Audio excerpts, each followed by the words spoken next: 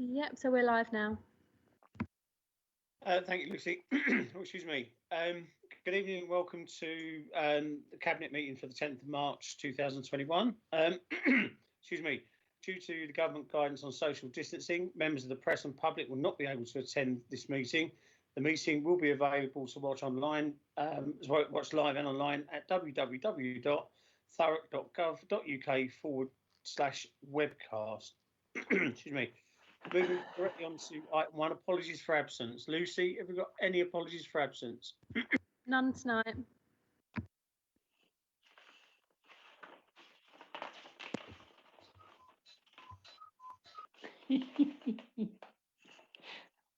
Excuse me, coughing as well as the cuckoo clock. So moving on to item 2, minutes of the last meeting, which are pages 5 to 20. Have any members got any corrections or anything to mention in relation to the minutes as outlined? I'm not seeing any hands up, so we'll go with they're accepted. So if we can mark them. Yeah. Sorry, Councillor Gledhill, just a very small correction on page 8. It notes in the final paragraph that it's £140 million worth of support to the local authority from the government. It's still a very generous 14 million, but not quite 140 million. So it's just a small little correction to make, please. Oh, if we kept it like that, we could have asked them for the extra cash later. I'm sure that's how local government finance works. No, yeah. Okay, with those amendments, are we happy to move them as agreed? I'm not seeing any dissenters, so we'll take that as agreed. Moving on to item 3, which is items of urgent business. I've received no items of urgent business this evening. So we'll move on to item 4, declarations of interest. Do any members have any declarations of interest in relation to any of the matters we'll be discussing and making decisions on this evening? I see no hands up, so I should take that as no. So we'll move on to my statement for this evening. So this week has seen a significant step forward in the government's roadmap to recovery. Children have returned to face-to-face lessons. Care home residents have a nominated visitor, and we can all meet one person from outside our home as long as we meet outdoors and maintain the strict social distancing. As well as that, the vaccine rollout is going fantastically locally, with over 40,000 doses having been delivered to residents in Thurrock, with about 39,000 of those having their first dose and nearly 1,300 people having their second dose. My intention is to keep a regular update for residents as soon as those updates are passed on to us so they can see how fantastic the rollout locally is working. In the past few months, we have, through our actions, our determination and our resolve, seen the number of people tested per 100,000 drop over the time since January by a massive 96%, and we're now down to numbers that we last saw in October for infections. Excuse me. That's not to say we're out of the woods, but it does show that we're on the right path and the right path to move forward as the next step. So the important thing is to remember is the next step on the roadmap cannot be taken unless certain tests are passed on rates of infection, vaccine deployment, and the risks that virus poses to NHS and all of those that work in our health. In our health departments. To ensure that we pass those tests and continue to take the steps as laid out on the roadmap, we all need to do all we can to follow the rules and the guidance to make sure we do not get ahead of ourselves and start thinking that we can meet up in public or go to people's houses and meet in their homes. There will come a time for that, and we will let every resident know when that time will be. To help making sure that we're all prepared for the next steps in the roadmap, we need those who cannot work from home to continue to get regularly tested, especially working age men. If you're a man who can't work from home, please make sure you can allocate some time to go and get a test and get tested regularly. There are many different ways you can do this at locations now across the borough, including walk-through, drive-through and drop-in centres, including the new one in South Ockenden, and ones to arrive in Tilbury very shortly. We also need to make sure that we're adapting our behaviour in line with the new freedoms that we have given this week. So obviously with children going back to school, would ask all parents on the school run that they do practice social distancing and make sure that they don't end up in crowds forming up outside the school gates, either dropping off in the morning or picking up in the evening. Living opposite a school myself, I noticed today that every parent was obeying the social distancing rule. So hopefully every other parent is doing the same across the whole of the borough. So well done, and please keep that up.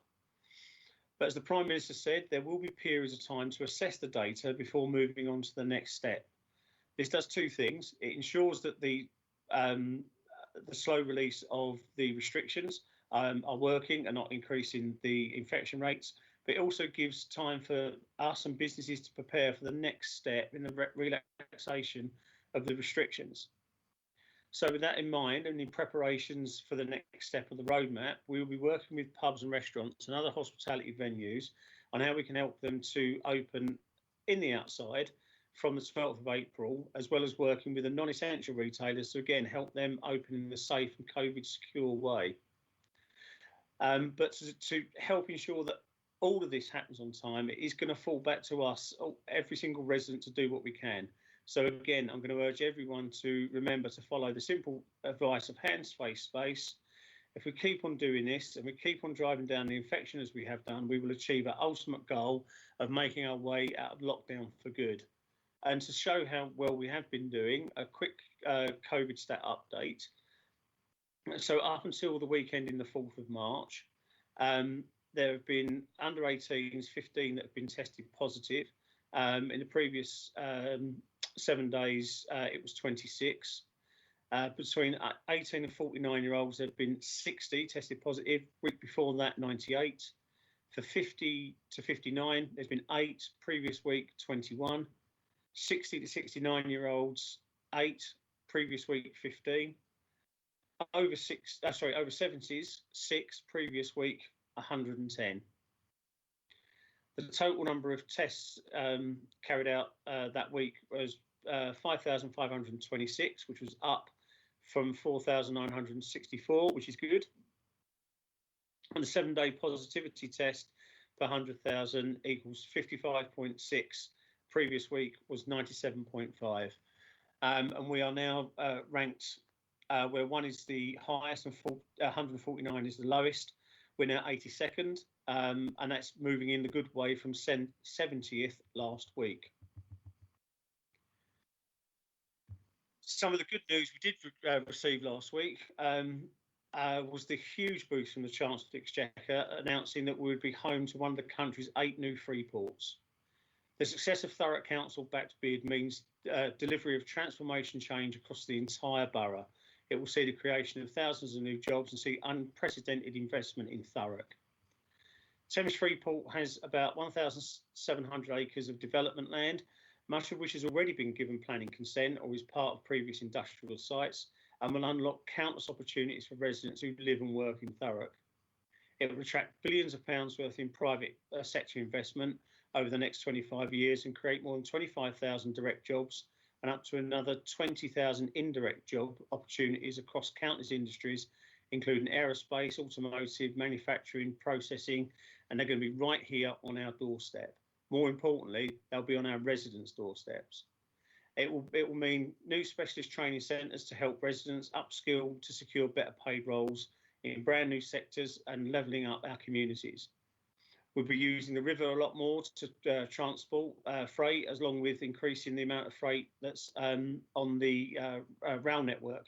And if we think of every rail train that leaves full of freight, that's 200 HGVs taken off the road.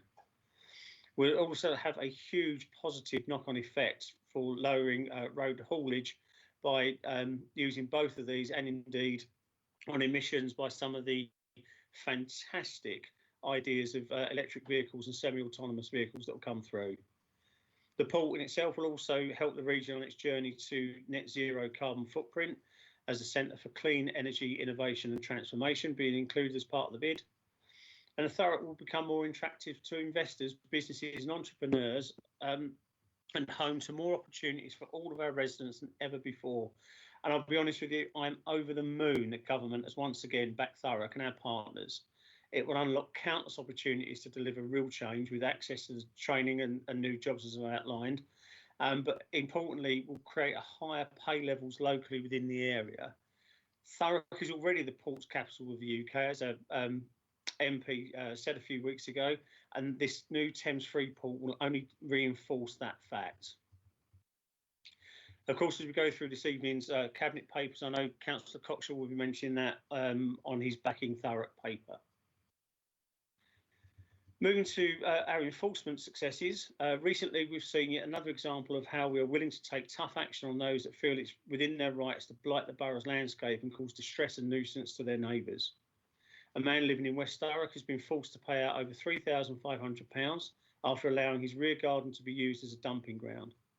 It had significant impact on his neighbours, so we took the tough action that we needed to do to stop his activities. Everybody has the right to enjoy their gardens, and that is why we had to take action when incidents like this is reported to us by our residents. It was residents that brought it to our attention because they couldn't enjoy their gardens at all. Similarly, residents have also got the right to enjoy clean streets, clean parks and clean public spaces. That is why we continue to take action against anyone who thinks they can treat our borough as their litter bin, their ashtray or indeed their public lavatory. By taking this action, we make clear that the best way to avoid a fine or fixed penalty notice is to either take your rubbish home or use one of the hundreds of litter bins that we've provided since becoming in administration.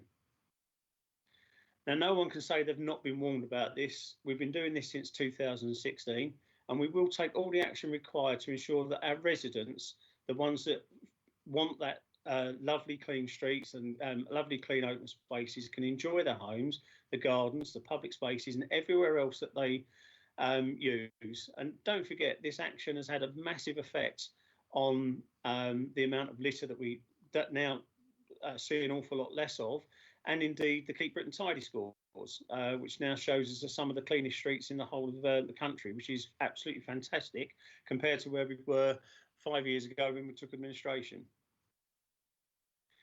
But over the last year, well, since April, we've issued over 3,800 fixed penalty notices for offences such as spitting, littering, dropping cigarette ends, etc.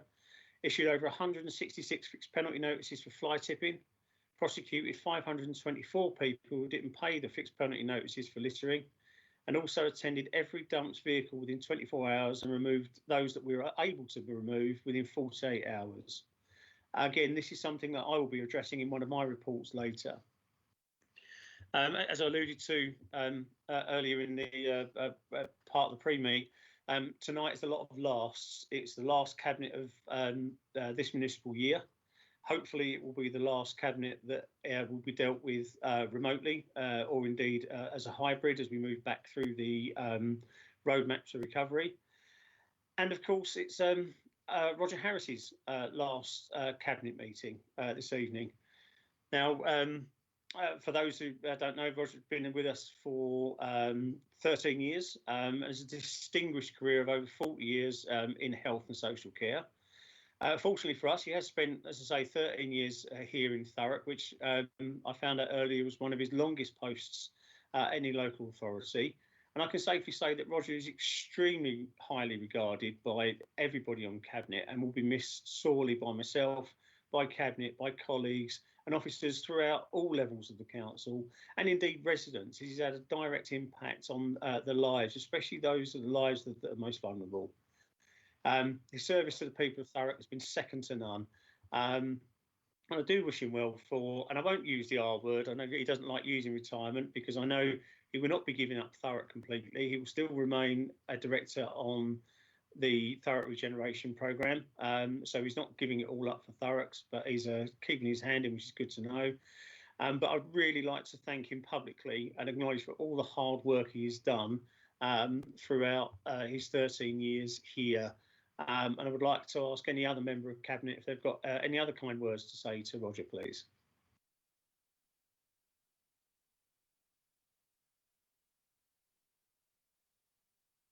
There must be one of you. There's lots of hands up.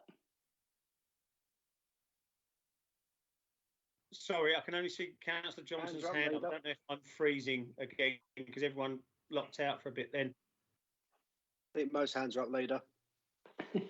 Okay, I literally cannot see anybody's hands up. I do apologise.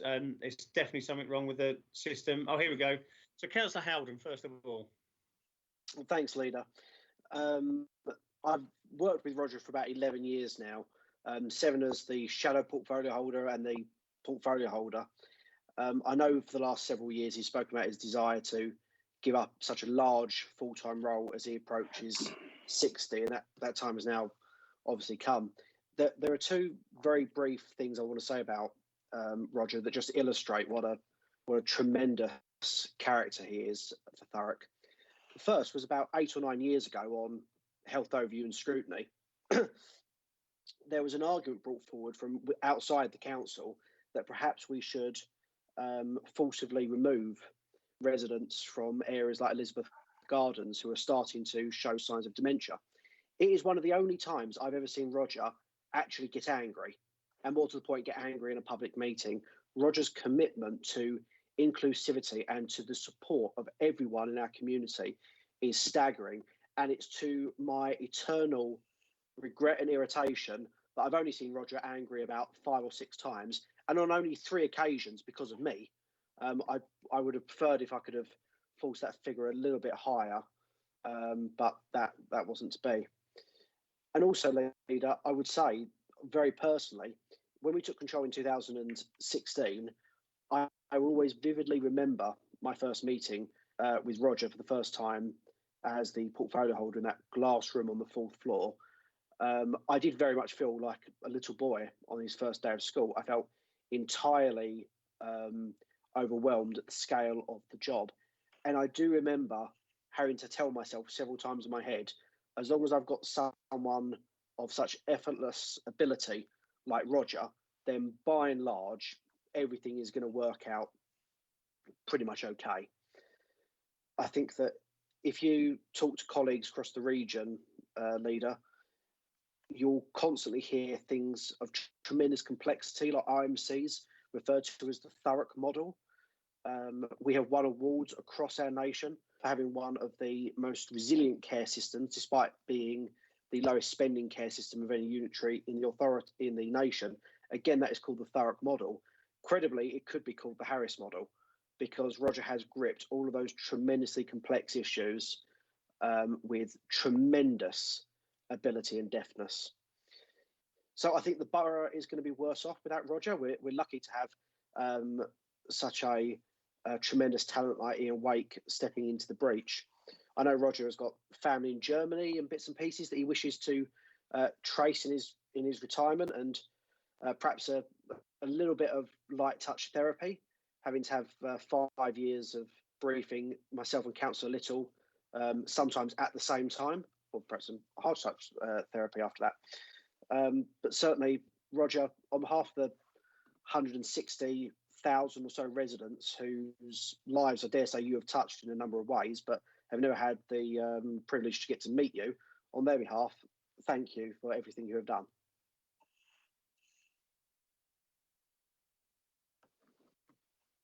Thank you, Councillor Howden. Councillor Hooley. Thanks, leader.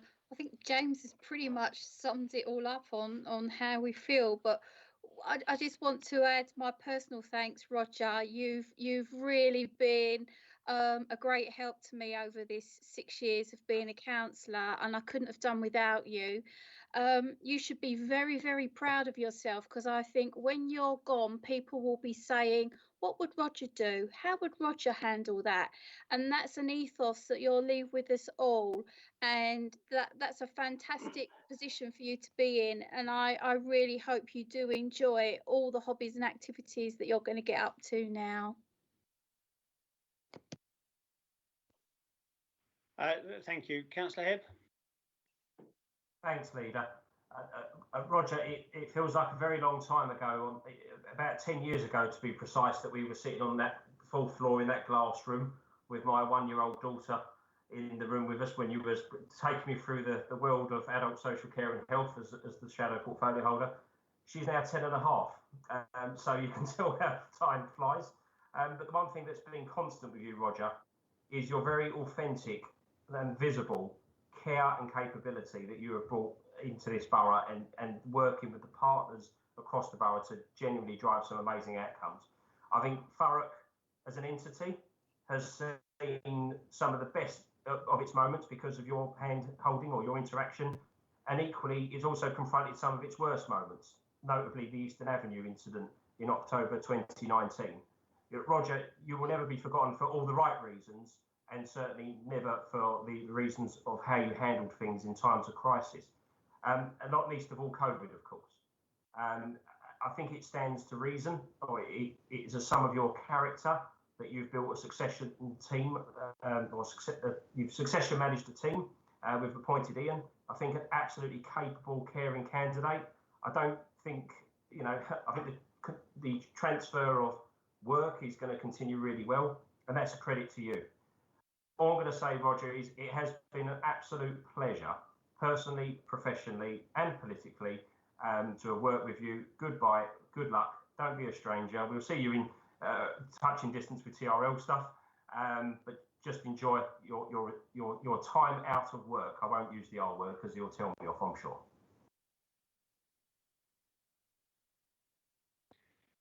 Thank you for that, Councillor. I'm sorry, I'm having really bad connectivity issues this evening, so I may flick on and off my camera. Councillor Mays? Thank you, Leader. And I also won't use the R word because I know that's very, very bad. I haven't worked with you for as long as others have, but what I must say, in my 13 months of being cabinet member, it's been such a pleasure to work with you.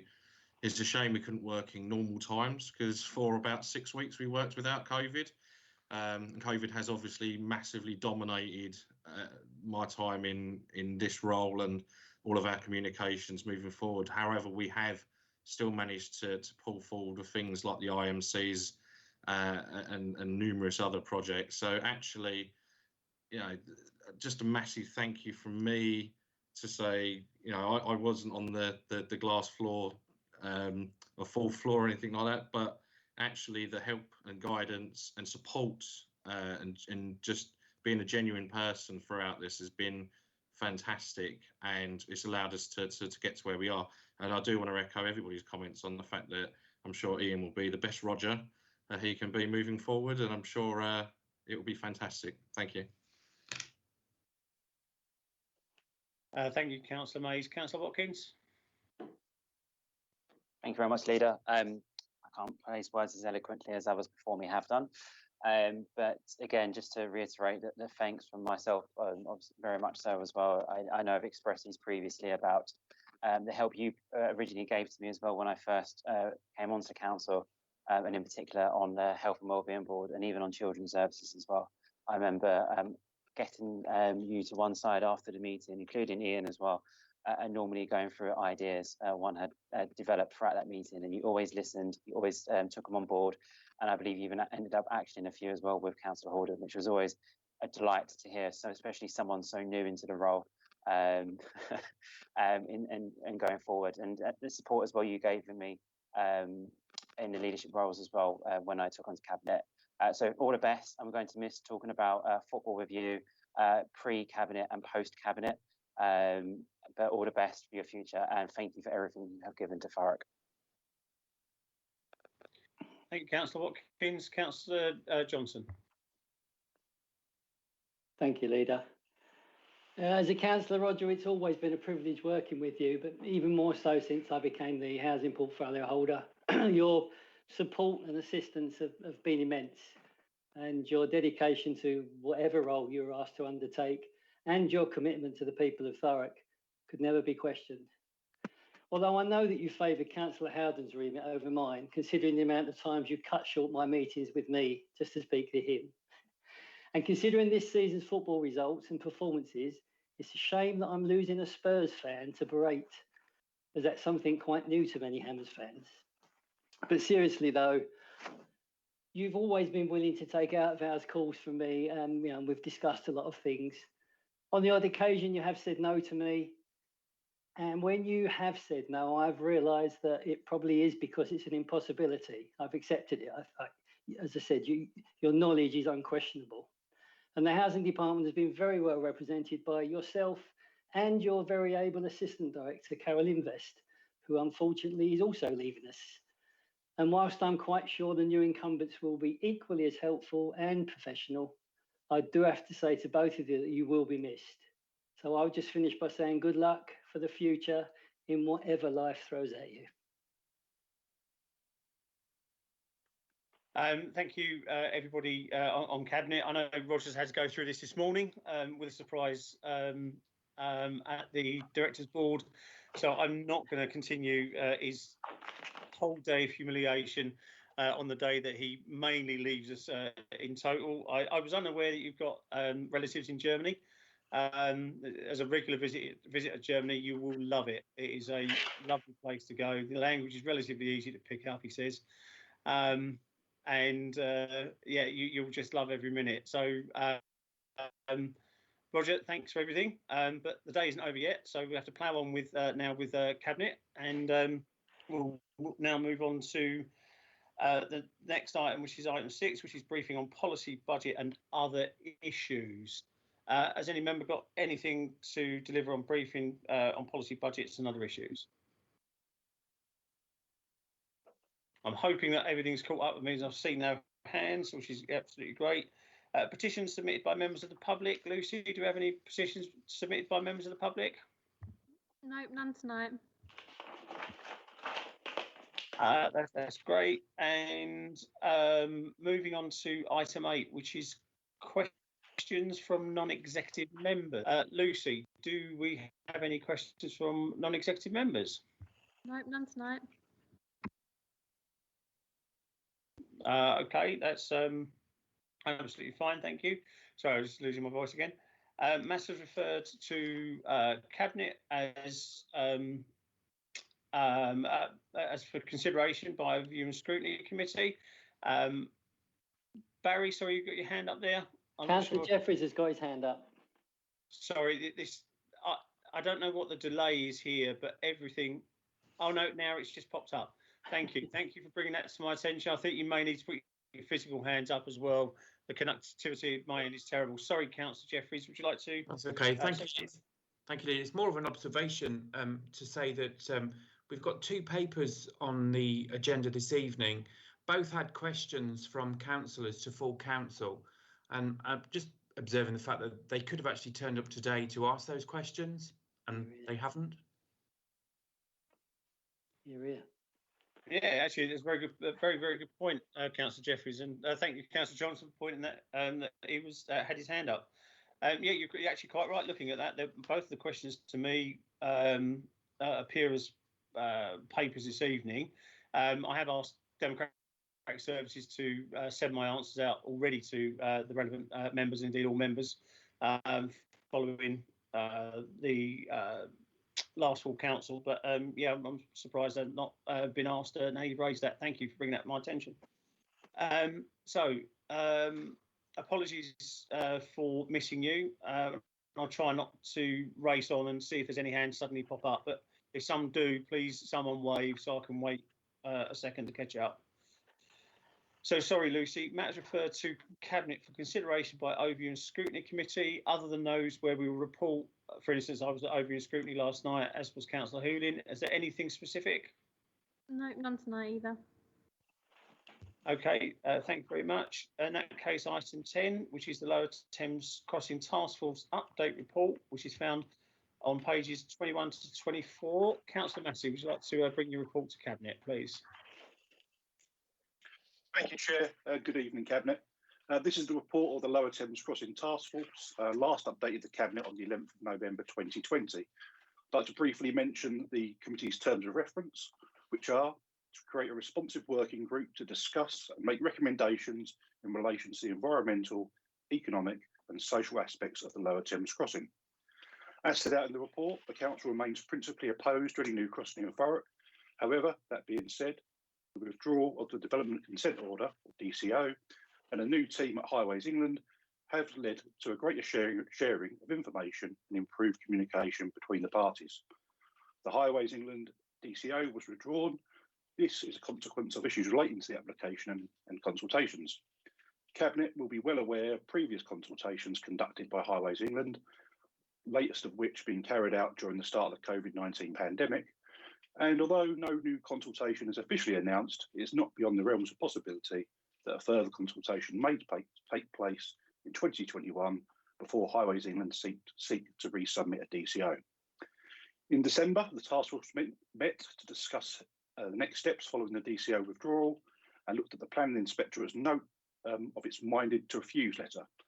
It's a 49-page document that was discussed in detail by members, and it included looking at, but not limited to, the impact of the LTC on non-major local roads, air quality, health impact, working hours, and the potential for the project to use Thurrock companies to reduce traffic movements around the borough. The emerging mitigation list and economic impact report phase 2 works were discussed, and these discussions involved green spaces, tree planting, and also discussed the possibility of Thurrock receiving a percentage of toll income, although this would be a Department of Transport decision rather than Highways England. A verbal update on the A303 scheme and the likely judicial review was given. The task force is minded to keep abreast of large road scale projects taking place in England with a view to the impact decisions could have on the LTC. In the January meeting, Matt Palmer, the Executive Director of the Lower Thames Crossing Highways England, was invited to the meeting. Mr Palmer highlighted the new Highways England team would be listening and engaging with stakeholders on a much more regular basis. The technical lead from Highways England will also working on mitigation such as council-led communications to ensure mitigation measures were implemented. This is including but limited to a permanent bridge over the Tilbury Loop line, increased internet and 5G provision within the compound and locally, enhanced public rights of way and completion of the Two Forks Way project. He summarised and stated that Highways England will be working with Thurrock Council officers on these mitigation measures, and a statement of common ground would look at how these measures could be delivered and would be included in the DCO's next submission. The LTC team gave a detailed presentation on some of the design aspects of the scheme, including viaducts, tunnel portals, and associated buildings. This is some of the best visuals we've seen. It's a very high level of detail, and I would urge any member interested to view to check the presentation on the recording of the meeting. It is important that all members are prepared to assist residents should a further consultation emerge, and also if and when a DCO is resubmitted, and in the pre-examination stage, residents should prepare to make representation to the planning inspector, whether individually or as a group. Cabinet should note the changes since the DCO withdrawal. This is time we were not expecting to have as an authority, and has allowed time for further reports, such as the one in February, the mitigating the negative impacts and maximising the benefits to create a positive legacy for Thurrock, which are now in public circulation. The task force next intends to meet on Monday, the 15th of March, and that concludes the report to Cabinet. Thank you. Thank you, Councillor Massey. I'm going to ask Cabinet if they've got any questions. There will be obviously a short delay whilst my system catches up on that. I can see Councillor Coxall's physically got his hand raised, so I'm going to lead to Councillor Coxall first of all. If any other member would electronically raise their hands, it should catch up by the time Mark has finished. Thank you. Councillor Coxall. Yes, obviously you've seen the published now the 57 mitigations that we're demanding. Was there any feedback on particularly of the 57 that you feel that was missing, or you feel that 57 covered it long enough for the committee has had a long time with this document to actually understand the 57 and mitigation circumstances? And also the one of the 57 which did come from the committee was obviously a legacy funding which come from the Dartford Crossing. Obviously that was changed by the last Labour government to a free usage in 2004 when it changed from a toll, the Dartford Crossing, to a congestion charge. And it was would you prefer to have do you think was a committee had an idea of, would it prefer if the crossing was coming a free extension or a vice versa, or are you saying both? Would you want the mitigation costs continuously and the free crossing, or would you, like the Labour government did previously, take the mitigation money that we used to get and just made it free for Thurrock residents over so many travel trips? Was there anything come out of that, or has that not been discussed just quite yet? Councillor Massey? Thank you, Councillor. This is just the last. This report does not include the last meeting we had, and mitigations are a bit of a standard item on the agenda and being discussed very regularly now. Some of the mitigations that the committee discussed that were not included were around green spaces, around some of the routes affected around Chadwell St Mary. So those in discussion. I think with a project this size, we really can't have enough mitigation, and we'd like to see as much as possible. So the 57 and lots more.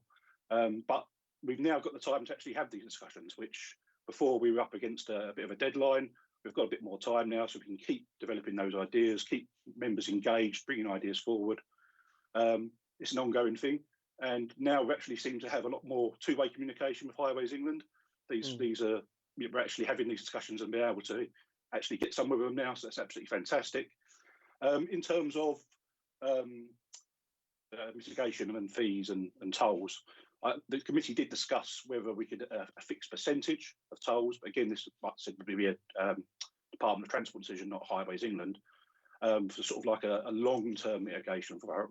But I think looking at the mitigations that are coming forward, we've really got to push forward with these and get as many of them ticked off on the list and many more hopefully to come. Yeah, I quite agree, and it's obviously if Highways England and it's a national government issue, we need to be early for that, and it'd be nice to have the committee look at the two options that are. At the moment, we have a £10 fee and you get free travel for the crossing. It's free after £20, I think, if you've had a resident discount. And then, but that how we got that in 2004 was removal of the £1.5 million a year that the council received. So we didn't get anything out of that in the last Labour government when they took it with one hand and gave it to the residents, and we lost that mitigation 1.5 million a year. Now it'd been interesting to have the committee look at that and see if we can, as a council, then lobby national government if we get a knockback from, because Highways England won't do it or Lower Thames Crossing won't be able to, and it'd be nice to then get the view of the committee, and that'd be a helpful bit of work programme really. I think that you could look at it after the elections maybe. Thank you, Councillor. Yes, yes, thank you, Councillor. I'd like to take that forward to the task force and see if we can discuss that. Yeah. I think if memory serves me right, I think there was £1.5 million or 1 point something million that we used to get, and it worked out that we were losing about £300,000 to £400,000 minimum. Whilst it's great that residents got that cheaper and free travel across the Dartford crossing, it would have ended up with residents having to go backwards and forwards. I can't remember how many times. It was a significant amount of times to make up for the loss of income that the council used to get from the tunnel, which was obviously spent on local services for everybody. So it may well be worth asking to dredge up what was done then to see what the impact was and how much money we did used to get. You actually covered the question I was going to ask, which is, with the new project team on the Lower Thames Crossing, do you find that they're much easier to work with and much more responsive? But you've pretty much answered that, so it's really good to hear that what you're experiencing is what others are experiencing. There is that more of a two-way conversation, and not just a thank you for that and then nothing. So I think lessons of the past have been actively learned by Highways England and the new team, and this will be obviously difficult times to go forward, but go forward we must. And if we're getting that two-way dialogue and indeed input from them that is positive, then it shows that they are listening and they will be delivering mitigation for this this idea should it continue to go forward. Any other members got any other questions? I can't see any hands raised, Councillor Gledhill. Thank you, Lucy. That saves me asking. So with that, Councillor Massey, as always, thank you for your regular update. You're more than welcome to stay online and watch us for the rest of the meeting, but I'm sure you will find something much more interesting to do. Thank you, Chair. I do stay tuned to lots of council meetings, so I'll probably just watch the webcast. Thank you very much, everyone. Man over my own heart, it takes over the TV now. So thank you, Councillor Massey. So I'm going to move on to the next item, which is the Memorandum of Understanding, Local Government Reorganisation, which is pages 25 to 32. That's a report by myself. And again, I will apologise in advance for poor connectivity and the fact that my voice keeps on going. The paper we see in front of us is not, as some have been trying to make it out, this is not a merger that's going to be happening immediately or anytime soon. The purpose of the Memorandum of Understanding is to be open and transparent and make very clear our intentions to explore all the opportunities that working closer with emerging with our neighbours in Basildon could bring. Of course, Basildon is a district council. It's not a unitary authority as Thurrock. So for explanation, a unitary authority, we collect all of our money, we make all our own decisions for all of our services. With a district, they make their decisions for some of their services, but a lot of their services, such as adult social care, children's social care, strategic highways, strategic planning, waste disposal, and there's a huge list of others that go on and on and on, fall under the remit of Essex County Council. So effectively, depending on where a pothole would be, you could effectively be asking two completely different organisations to fill two potholes on roads that are right next to each other, depending on where that responsibility would fall. So at the moment, we cannot compare apples with apples. It's two completely different styles of governance, so we would need to explore all of the aspects of merging, including all the services that I've listed, and that takes time, and that takes obviously input from both councils, and in the open and transparent agenda that we have, the last thing I want is a sudden headline of secret merger talks with Basildon Council, because that really isn't my style. Now, part of this is all driven from the Central Government Devolution and Local Government Reform Act, also regulations that are coming forward.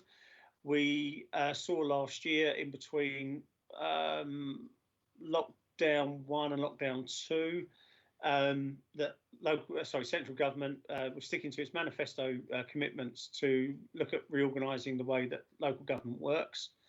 Obviously, at the same time, local authorities were dealing with the pandemic and the huge amount of extra work that not just Thurrock, but all officers, council officers across the country were putting in.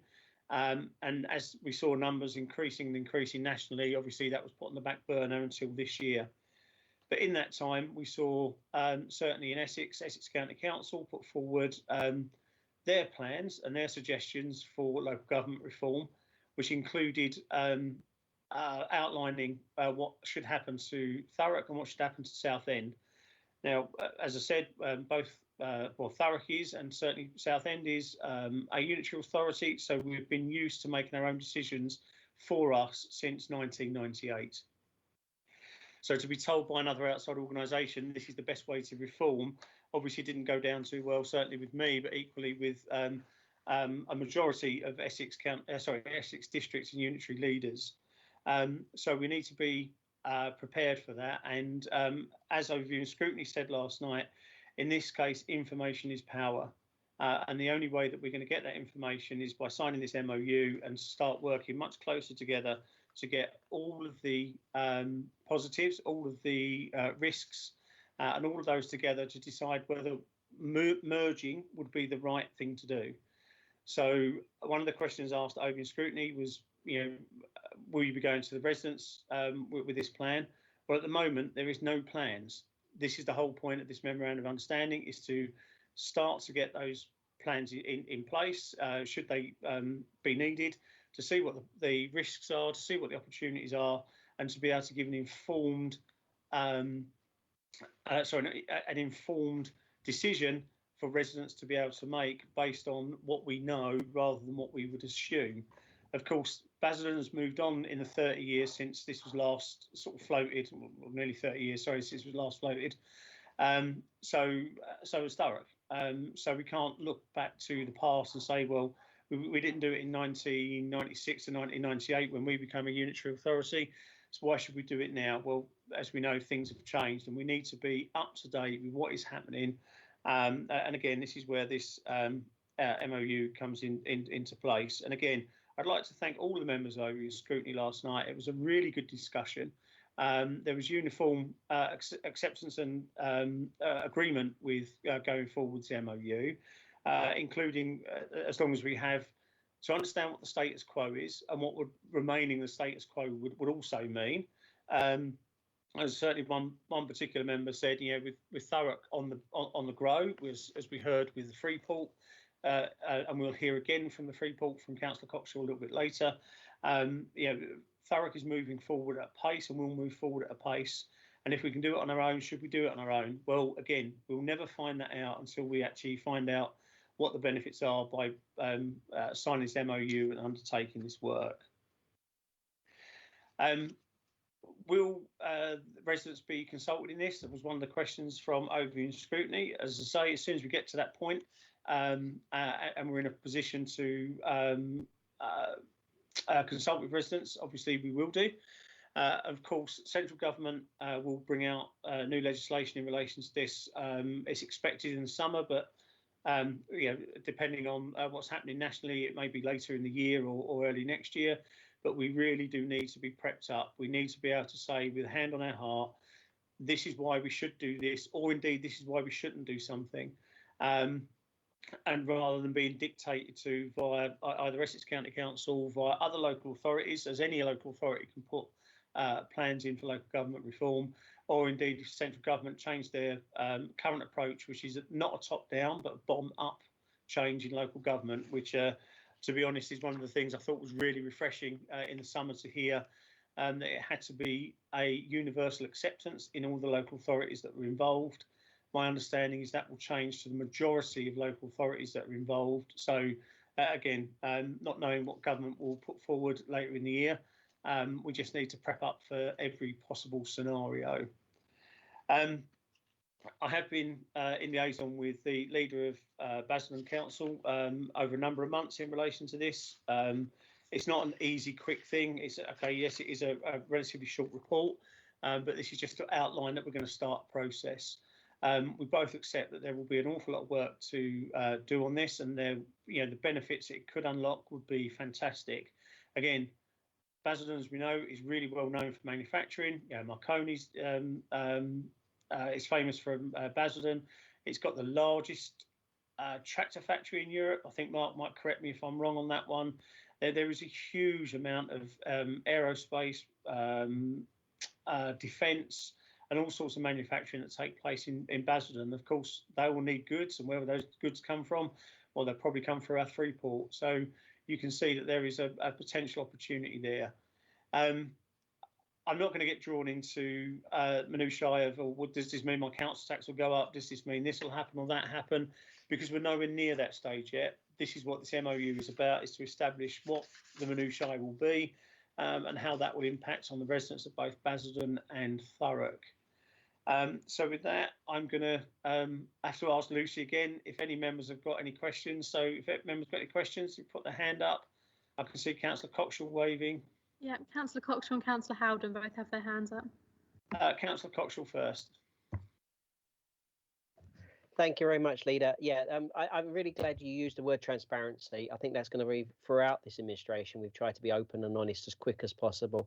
And it's really good that we're transparent. If there's conversations happening, it's not found out for the back door and a leak, and we actually want to be out there, good or bad.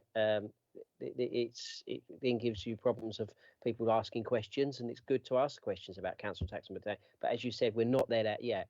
But this is what just being open and going to this MOU makes us decide what we want out of this. Like you said, like it's how do we go forward?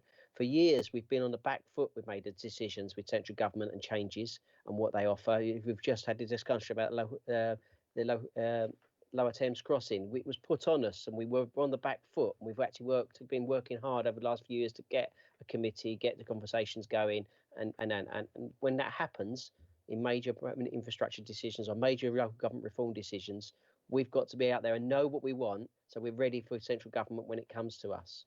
And so we later, then it will come back. Local government reform, as you said, it was on the edge of party. It is coming back later this year, or maybe early part of next year. And we're ready and waiting, and we've got our partners. We won't have to work like last year when Essex County Council suddenly dropped a decision to take us into Greater Essex, which is, I'm sure, not what anyone wants. And then I mentioned some of the issues that have come up over the last week. I remember 1996, a Conservative government and the two Labour councils here, Labour and Thurrock and Basildon, were put a joint bid in to become one unitary. That was in 96. It's that the Basildon decided to pull out at that point, and they pulled out in 97 to become just the Thurrock, Thurrock working along, and it hasn't looked back since 98, since he joined as a unitary. But if the Basildon didn't pull out then, they would have been part of this unitary, and we won't be having that in the conversation now. But we're happy to open the doors, happy to open conversations, and I think to find out what's good and bad about it is what we want. And open transparency is where I would like it, good and bad, and we can make informed decisions as all cabinet councillors later in the year, talking to our constituents of what we want Thurrock to look like in the next few years. Yes, you're quite right, Councillor Cockshaw. I mean, when it comes to open transparency, I would say the faster it's out there, the less the concern. The residents will be concerned if we're merging with and we're doing this and we're doing that. Well, I'm sorry if that's what you think. It's slightly jumping the gun there. We're actually trying to find out where we should be. And I'm going to give you a good example of this. 1998, we became a unitary authority. And we had a shared service with Kent, and that was that still is the Silbury Ferry. Now that costs the taxpayer, well, not this year or last year. I don't think next year either, because it's being paid for by local businesses. But that's £40,000 a year. It's also £40,000 a year for Kent. £40,000 a year for Thurrock is about a third, I think, of our supported transport budget. To ensure that certain services do run, even if they're not commercially viable. For Kent County Council, it's a drop in the ocean of the millions of pounds that they spend on the similar services across the whole of Kent. So ours is like 33%, theirs is like 0.3% or something de minimis. So without getting all these little minutiae right, we can't tell residents what the positives and negatives are. So it's absolutely right to be open and transparent and say what we're doing. And it is right for questions to be asked by residents, because I can guarantee there will be a question out there from a resident that none of us would have thought of. And it's really welcoming. And I've seen this with the e-newsletter that goes out. Every week I get a number of thank yous from different residents, which is always great to hear. I also get suggestions. I also get residents saying, have you thought of, and have you thought of? And a fair amount of the time we have, but some of them have been really, really interesting, like asking neighbours to be considerate right at the beginning of lockdown 1. Hadn't thought of that as an issue, but obviously it is an issue. So there will be residents out there as we go through this process who will ask questions that will form the questions that we will work out between Basildon and ourselves. Councillor Howden, I think you had your hand up. Thanks, leader. As has been said, this is a very, very non-committal stage. We're just exploring options. But certainly the fact is that Basildon sends a great deal of Basildon cash every year to Chelmsford, and Thurrock sends a great deal of Thurrock cash every year to Whitehall. We want to find a way to keep Thurrock and Basildon's taxpayer money in Thurrock and Basildon for the benefit of the people there. So I think it's worth having these conversations. And it's worth having our conversations about where we want to be in Essex. I mean, very recently, we have seen Essex County Council going about the business of trying to scrap the health partnership we have here in South Essex and force us all into a wider Essex arrangement. So for people in Basildon, for people in Thurrock, rather than having a local decision-making forum for health to discuss these issues, instead they want all these decisions to be made at Chelmsford. So we do have to have a serious conversation. And if we are not having these conversations now, when reform comes, you can bet that Essex County Council will be ready.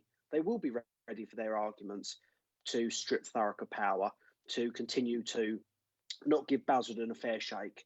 So we have to be ready with these conversations now. and it's very pleasing that over in scrutiny, no members objected to this. No members from the Labour group. I did see tokenistically a bit of forelock tugging and a bit of complaining from the leader of the Labour group. It's just nice to see that when Labour members are a good distance away from him on committee, they speak their minds, and they found no need to object to these proposals. Maybe worth erecting a committee room and creating a special space where Labour councillors can speak their mind when their leader is not allowed to enter. Are you talking about a safe space there, Councillor Howden? Surely not. Jolly good idea, leader. I just checked up with one of the advantages of working remotely. Looking at Basildon's website right now, the average Band D property, just shy of £1,205 per year.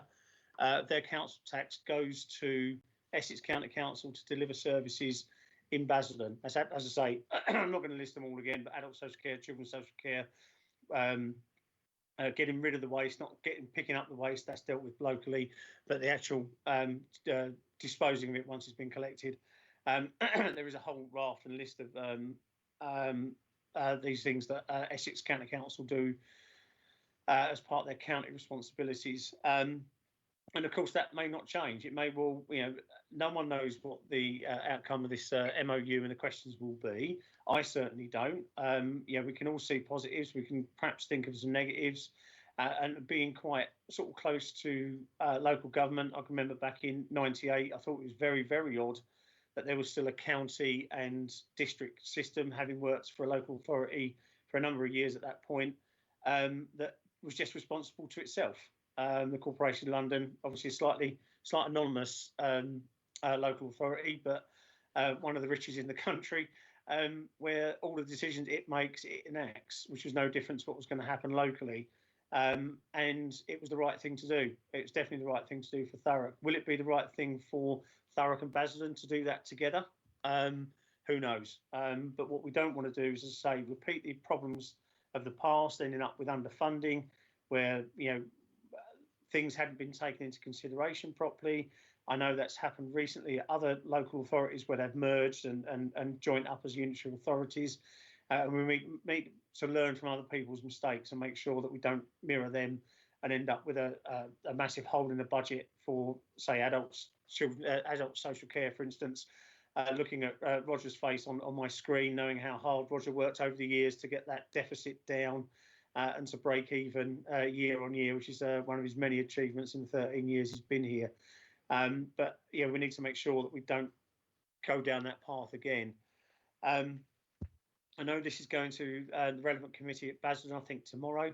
And hopefully anyone that's watching this tonight will take on board what I've said. This isn't a merger. This is just asking the questions as to what would be the benefits and pitfalls of working together and merging as one unitary authority. So with that, I'm going to move the recommendation on page 25.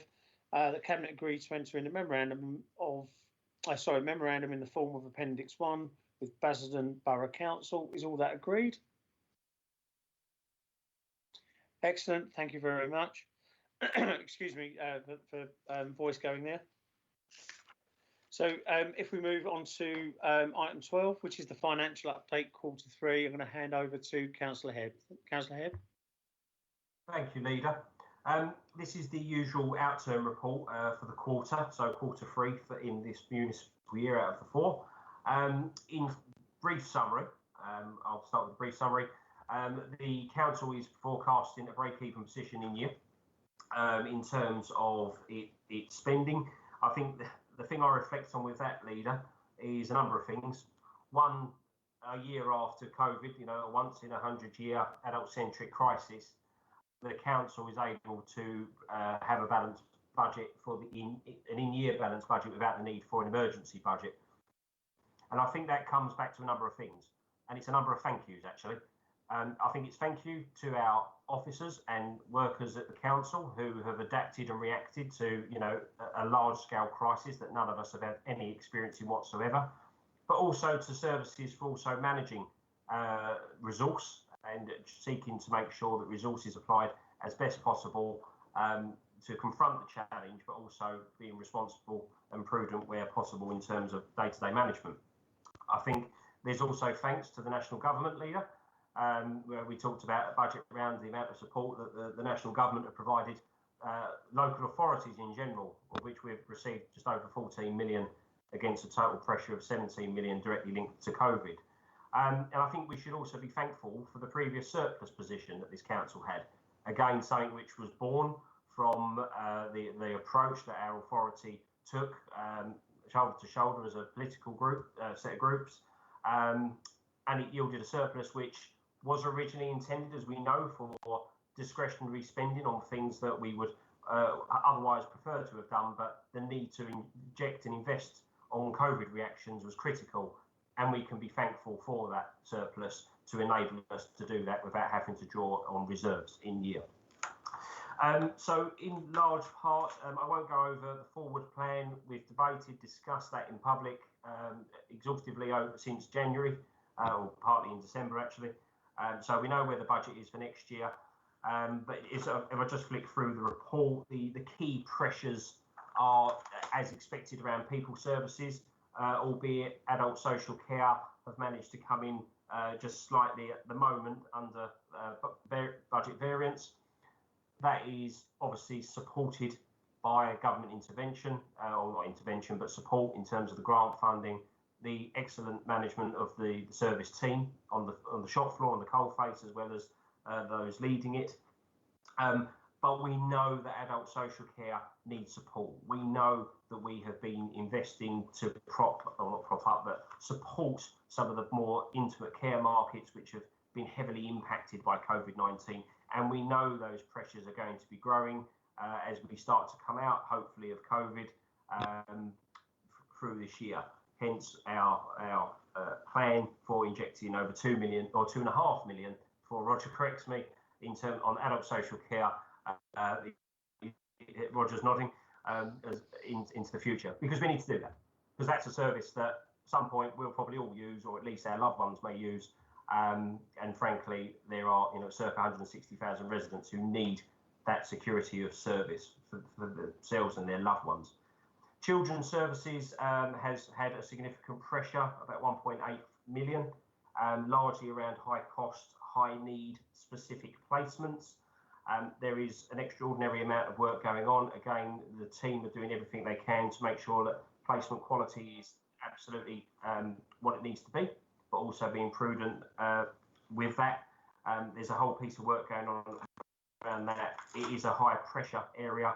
That's not a Thurrock issue, that's a national issue, but we are working through that, and I know Councillor Held and the team are looking to make sure that we support, as well as obviously do a number of initiatives to help improve outcomes, but achieve savings. A bit like the council tax benefit that we're looking to award foster carers and so forth. Largely, leader, other than that, most departments are balanced. I feel like I'm doing the disservice by not going into detail. We know what you're doing. We know what you've done to help get to that position. Just know that it is appreciated. Obviously, the support from back office functions enables frontline functions to deliver as required at any time, lest in the period of a pandemic.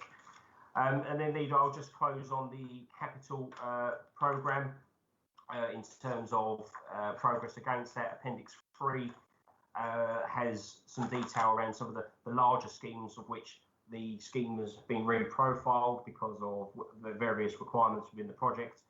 But currently, we are about 16 million variance against budget, which means that we haven't spent 16 million against what we intended to spend, just for clarity. But the reprofiling of that, as you can see in the report, certainly under section 16, articulates where the reprofiling happens by directorate, and the appendixes articulate exactly what schemes or the high cost schemes within that. I think largely, leader, given that we've had quite a lot of discussion around budgets and so forth over the last 2 months, that's probably enough of an overview, but happy to take any questions or engage in any discussion. Thank you, Councillor Hebb. Lucy, have we got any questions for Councillor Hebb? Can't see any hands raised at the moment. Okay, in that case, I'll quickly chip in before anyone does. Obviously, yes, it's absolutely astonishing that we've come in on budget in the way that we have. Obviously, having those reserves, those one-off surpluses help buffer the impact. 14.2 million, I think it was, of income to the council from central government to support loss of income, the extra work that we had to do. And obviously, we're exceptionally grateful for government to send that money to us. It's taxpayers' money after all coming our way. It won't be taxpayers' money now, it'll be the taxpayers' money for a number of years to come, whilst that deficit and that bill is paid back. But you touched on quite nicely one of the issues where obviously children's social care and demand-led pressures. And as I pointed out in my my council speech, it only takes a couple of high need cases. Some of these high need cases are sort of 250, 300, 400,000 pound each. Suddenly you're over $1 million. It takes no time at all. And obviously, our prime concern is to ensure the child's well-being. It's a statutory obligation, it's a moral obligation, so that comes with a financial impact. What I have found disturbing over the past couple of weeks is to see a number of Labour leaders up and down the country saying that this is absolutely terrible. The government's given us nowhere near enough money. These cuts over the past however many years have caused us to be able to fail our residents and everything else. Well, surprisingly enough, all councils are in the same boat, irrespective of political leadership. We just happen to be exceptionally fortunate that because of our leadership, we ended up with one-off surpluses and our reserves being at the highest that they've ever been, and indeed most robust they've ever been. And God forbid what would have happened had we remained at the £8 million that we had before and no buffer. By my calculation, we'd be down at the point where we put the 114 notice in. So it's really good to see, and it's not really a disservice to Sean and everybody else and all the directors for bringing their accounts on budget to us tonight. But as you say, we have been doing this for a couple of months. I think the numbers speak for themselves quite well. I think that's a reflection on all the directors, on Lynn as the chief exec, and indeed the whole of the finance team to make sure it was brought in on budget, despite the horrendous year that we've had. So well done to you, well done to everybody involved in this. And I think it's perhaps an example central government or indeed other local councils can say, well, Thurrock came in and did it. You can't complain; they got the same amount of backing as you did as councils. But they seem to have managed. So well done, the team, and well done you, Shane, for setting that national example on making sure there was enough money for that rainy day, and that rainy day it poured. So with that, if there's no other comments, we've got page 35, 1.1, that Cabinet comment on the MTFS and the forecast outturn position for 2021. Is that agreed? Right. I see no dissension. Lucy, you're going to have to tell me if someone does vote against, because again, still nothing's coming up on my screen. Yeah. So with that, I'm going to move to item 13, which is the Integrated Transport Block Capital Programme 2021-22 and Highways Maintenance Allocation Programme 21-22, and that is Councillor Maney. Thank you, Leader. I hope you can hear me. I've had to keep my camera off, unfortunately, for the meeting because I've got terrible connectivity issues tonight, and it's the only way I can follow the meeting. So apologies for that.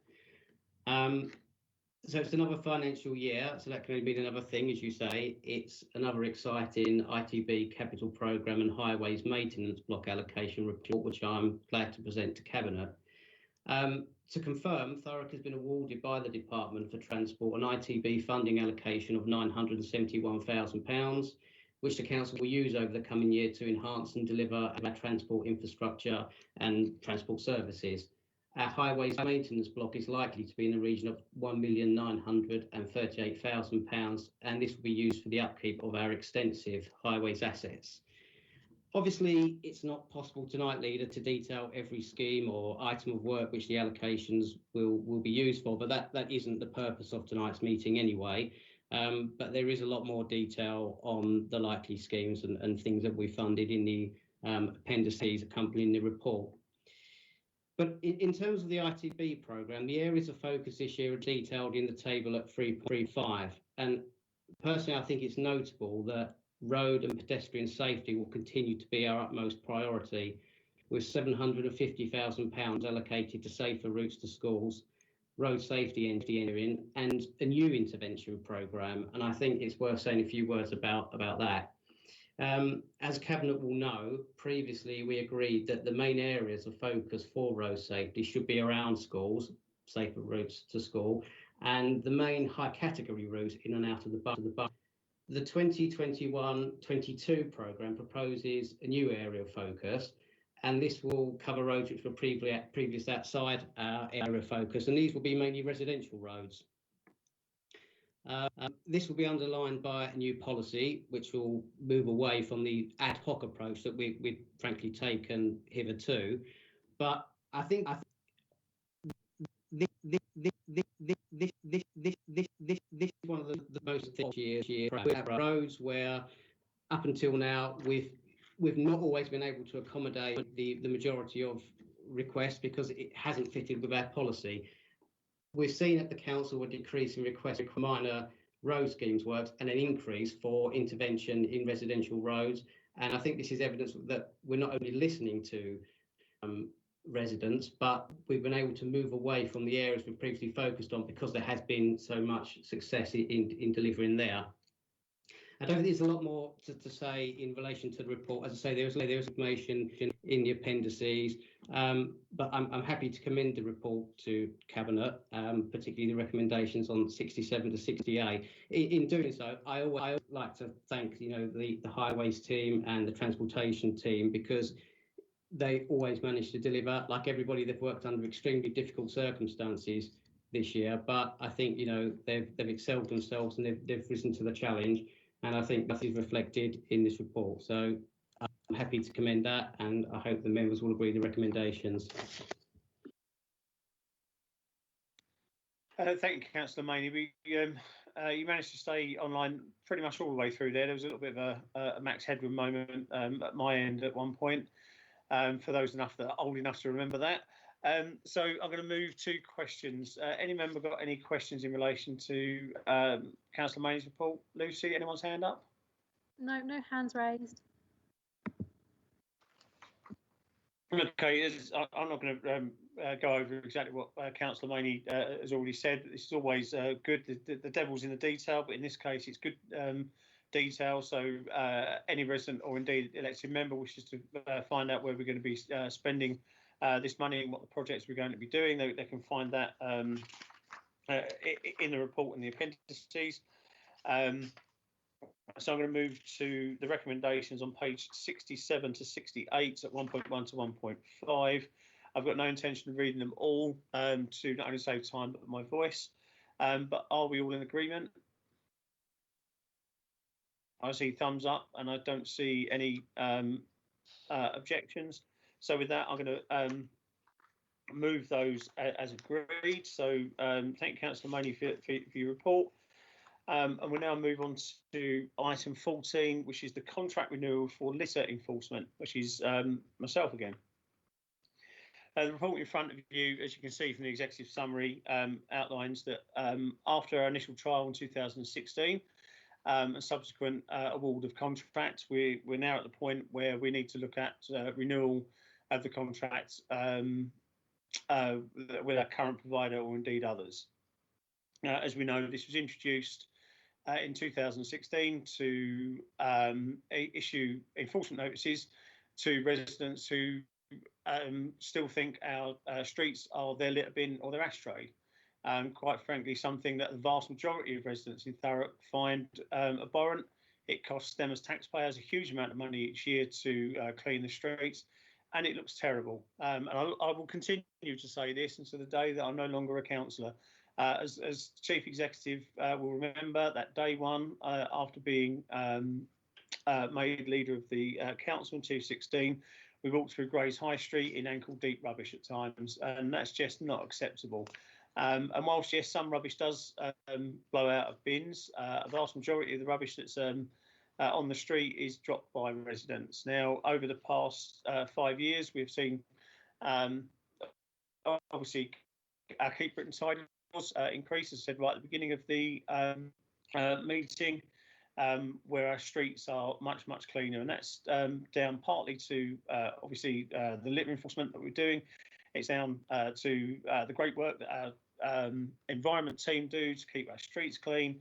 We would have seen earlier last week pictures of before and after in Overcliffe, in my ward, of what the street cleaner did and to make it look so much nicer. And many things go into this, but litter enforcement didn't just stop at enforcing litter. As I say, every full council, it's for dropping cigarette butts, it's for dropping litter, it's for spitting, it's for a vast range of antisocial behaviour. We've always kept the maximum amount of fine in relation to this to act as the deterrent.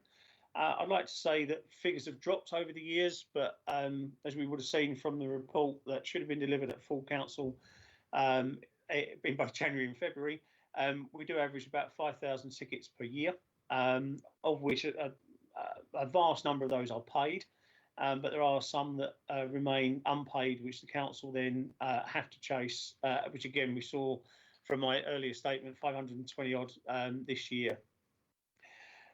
So with the contract, there are a couple of risks of not going out to tender. Those are mainly revolving around recruitment costs, staffing costs. So at the moment, we have a contract which puts a set number of officers out every single day and over the week. Whereas obviously, if we bring this in-house, we run the risk of staff naturally falling ill, or staff leaving the organisation to go elsewhere, and there'd be that gap in recruitment, and so on and so forth. So at the moment, the move and the mood is to go back to the open market to see what would be the best contract for residents. As I've said time and time again, this does cost nothing to the taxpayer. No council tax money goes into this. Indeed, the money that is raised from this goes straight back into the enforcement team. And that paid for instance, the extra overtime, not in the summer, but the previous summer, to target those that use the nitrous oxide in car parks, and all the out of hours work that's done. And as all members know, we quite often get reports of late night fly tipping and everything else. Was that money from the tickets that fall back to the council is what's used to fund that. So again, not only no charge to the taxpayer, but also a pure benefit to the taxpayer. We have had extremely good service from our current provider, Kingdom. I've spoken to Kingdom a couple of times throughout the contract, and indeed they really stepped up to the mark during all of the lockdowns and periods in between, being out there on the street, advising residents to adhere to social distancing, certainly in the first lockdown, indeed the last one, liaising with shop owners and making sure that they're practicing in a COVID safe environment during the back end of last year and early this year, and not just issuing tickets, but also giving the advice where that advice is needed. But one of the things that we do forget is they also help patrol the public space protection order in Grays to reduce the amount of antisocial behaviour caused by the street drinkers.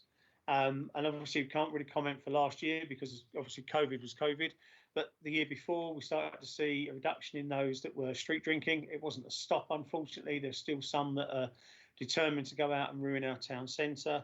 But this is one of the many benefits that Kingdom brought with them during their time with us.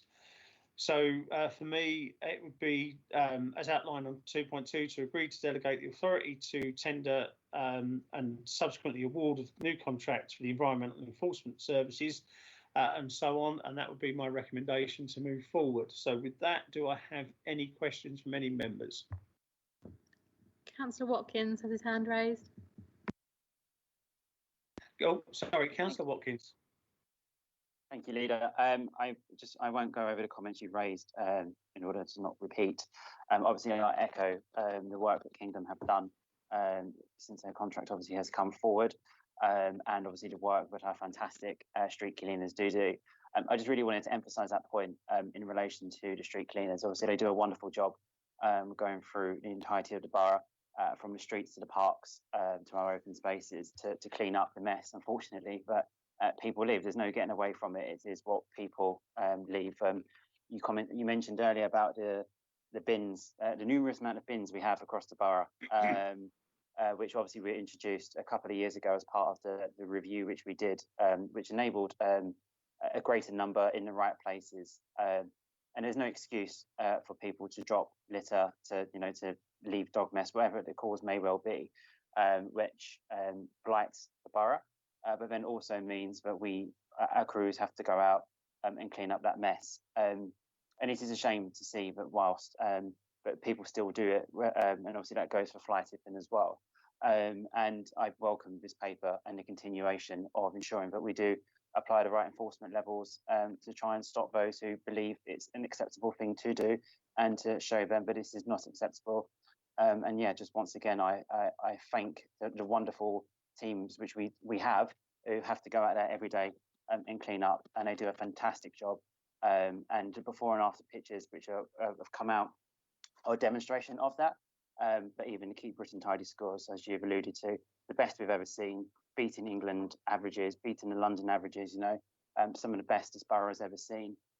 It is due to the investment we've done, giving the crews the right tools in order to do this, but it's also the dedication and commitment that those crews do in order to clean up that mess. And I thank them. Thank you, Councillor Watkins. Sorry, thank you for those kind words, obviously towards the officers, not just the Kingdom, but obviously the street cleaning crew. I said in my speech 5,000. I meant to say over 3,000, not 5,000. That was me getting ahead of myself on the number of tickets issued. So that was a correction, but still, as you can imagine, a vast number, and in my opinion, still too many. I would have thought after 4 years, residents would have realised not to drop litter and run that risk. I know we do get complaints about being too harsh at times, or it being unfair that they only dropped a small amount of litter or one cigarette butt or whatever. But the rules are the rules. They're the same rules, pretty much the same up and down the country. Every local authority's got the same power to do so. And one would assume that every local authority would be enforcing in the way that we do. Yes, it may seem harsh if you're on the wrong end of one of these fixed penalty notices, but it does get back to the vast majority of residents in Thurrock do not want their streets looking a mess. And the issue with these fixed penalty notices is not just in Grays, but across the whole of the borough. It's just one of the tools we continue to use to drive down the scourge of litter across this borough. So unless there's any other questions, I'm going to move the... Councillor Rainey, sorry, has his hand up. Leader. Oh, sorry, Councillor Rainey. Thank you, Leader. I just wanted really to speak in support of this. It's one of those things you wish we didn't have to do, but we do, and it is a success story. I think all too often it comes up in meetings how long I've been a councillor, but the fact is I have been a councillor for 20 years. And if I had to pick which was our biggest success story, it would be this alongside clean it, cut it, fill it. I can still words of the now late Labour leader many years ago, whose attitude was really, well, it's Thurrock people who drop litter, so we'll have to put up with it. And that was the mentality of the administration at the time. And as you said, I don't think if you've lived in Thurrock any length of time, I don't think you can overestimate just how filthy the borough was. It frankly was. We'll never ever forget the stories the letters that used to be printed in the Thurrock Gazette from people who were travelling through Thurrock but didn't live here, who used to say, we've never seen somewhere so filthy. Letters I remember from people who had emigrated years ago and had come back to revisit the borough and were simply shocked at the state. And, they were shameful. Yet here we are. We are not only are we one of the cleanest, greenest places in the country, but we're also tackling the causes of litter, and I think that is really, or environmental crime generally, and I think that's important. And I do think it's worth stating that this has been a major success story. And I was the portfolio holder for public protection, and I remember the action days we used to have when we used to set up street stalls and talk to residents. These were the issues they raised. Right? It wasn't fear of being murdered in their beds or fear of being abducted by aliens. It was always low-level environmental crime, this low-level antisocial behaviour they wanted us to get on and address. And frankly, we'll never eradicate it. But for my own view is I really don't think we can understate what a success this has been, and I'm really glad to see that we're continuing with it.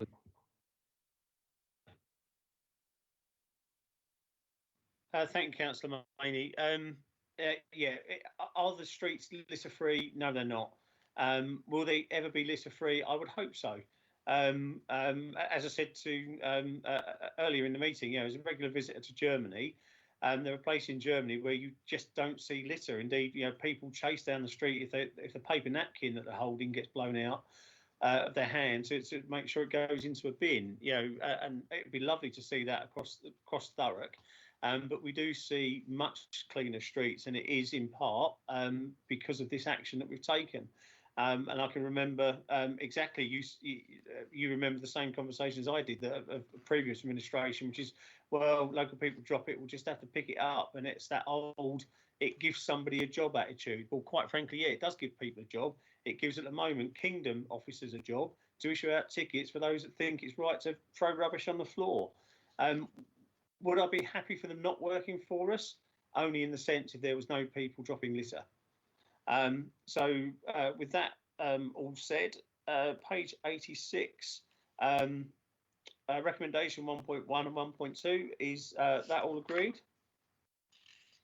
I'm seeing thumbs up and I'm just not seeing any objections. So with that, we'll move forward to item 15, which is procurement of housing capital programme delivery, which is pages 99 to 108. So that's Councillor Johnson. Thank you, Leader. Before I start, if I could just draw your attention to page 104, paragraph 6.1, the small graph there, the contract commencement date, which at the end of the graph actually shows end of September 2020. That is a typo. It should be September 2021. The procurement report in front of us this evening sets out the proposals of two very important contract packages regarding provision of heating upgrades for 3 tower blocks in Chapel St Mary and the refurbishment package for properties of non-traditional construction. The 273 properties in George Tilbury House, Gooderham House and Paul House that will benefit from this new renewable heating solution will ensure residents will see significant savings with the cheapest running costs and lifting them out of fuel poverty. The preferred option is that of a ground source heat pump being installed, which detailed site investigations and geological surveys have shown to be the best way forward. This is subject to Section 20 leaseholder consultation at all stages, with initial consultation with leaseholders to begin April 2021, with second stage consultation in August 2021. And once we have seen the tender returns, with the commencement of the contract date, as I said, around the end of September 2021. The report was considered and fully supported at Housing Overview and Scrutiny Committee in their January meeting, and it was agreed that once approval was in place, the refurbishment proposals will be consulted with and explained to the affected residents. And I can also confirm that members of the Excellence Panel will be invited to participate in the tender evaluation process. This process is seen as vital to the government's clean growth strategy and will help with our own carbon reduction process, whilst also ensuring we're on top of the Future Home Standards. The non-traditional property refurbishment is also vital in helping Thurrock reach its goals, as these properties, if left in their original state, offer residents extremely poor thermal efficiency, which can lead to problems with mould and condensation. The Council has undertaken extensive surveying and has planned a programme based on prioritising those buildings that need the most urgent care, which will aim to make them structurally safe as well as improved standards of thermal comfort, and is in line with the Council's climate change agenda. There are currently funding routes the Council will explore to help with this programme, but it is important this report is agreed in a timely manner, as many of them have time constraints. And to finish on an important note regarding finances, Leader, that full provision has been made within the HRA business plan to cover the delivery of these two projects. But should we be successful in applications for any funding streams, the grant will be offset against overall cost, which will then be released as investment for further improvements to our housing stock. I'm happy to take any questions, Leader.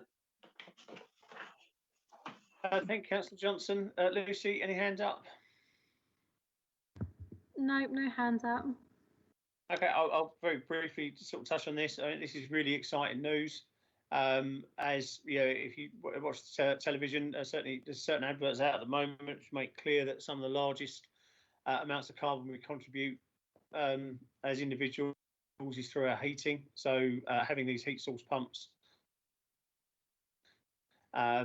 installed will make a difference, as you say, to and it's good that it's not just something that we're going to introduce for new properties as we build more and more council homes, existing council stock. So with the existing council stock, sorry, my screen froze there for a second. With the existing council stock, it does mean that those people that have been long-term tenants will start to benefit from this.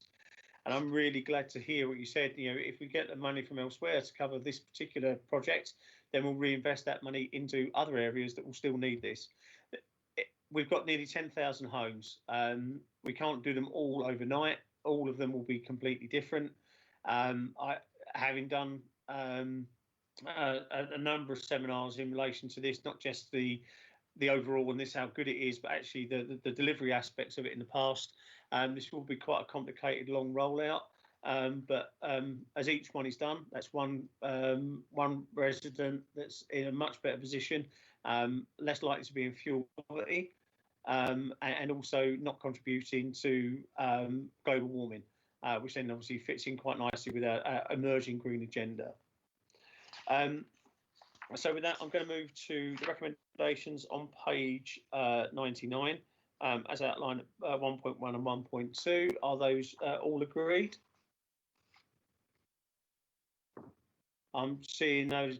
I'm seeing only thumbs up and okay, so we'll take that as agreed.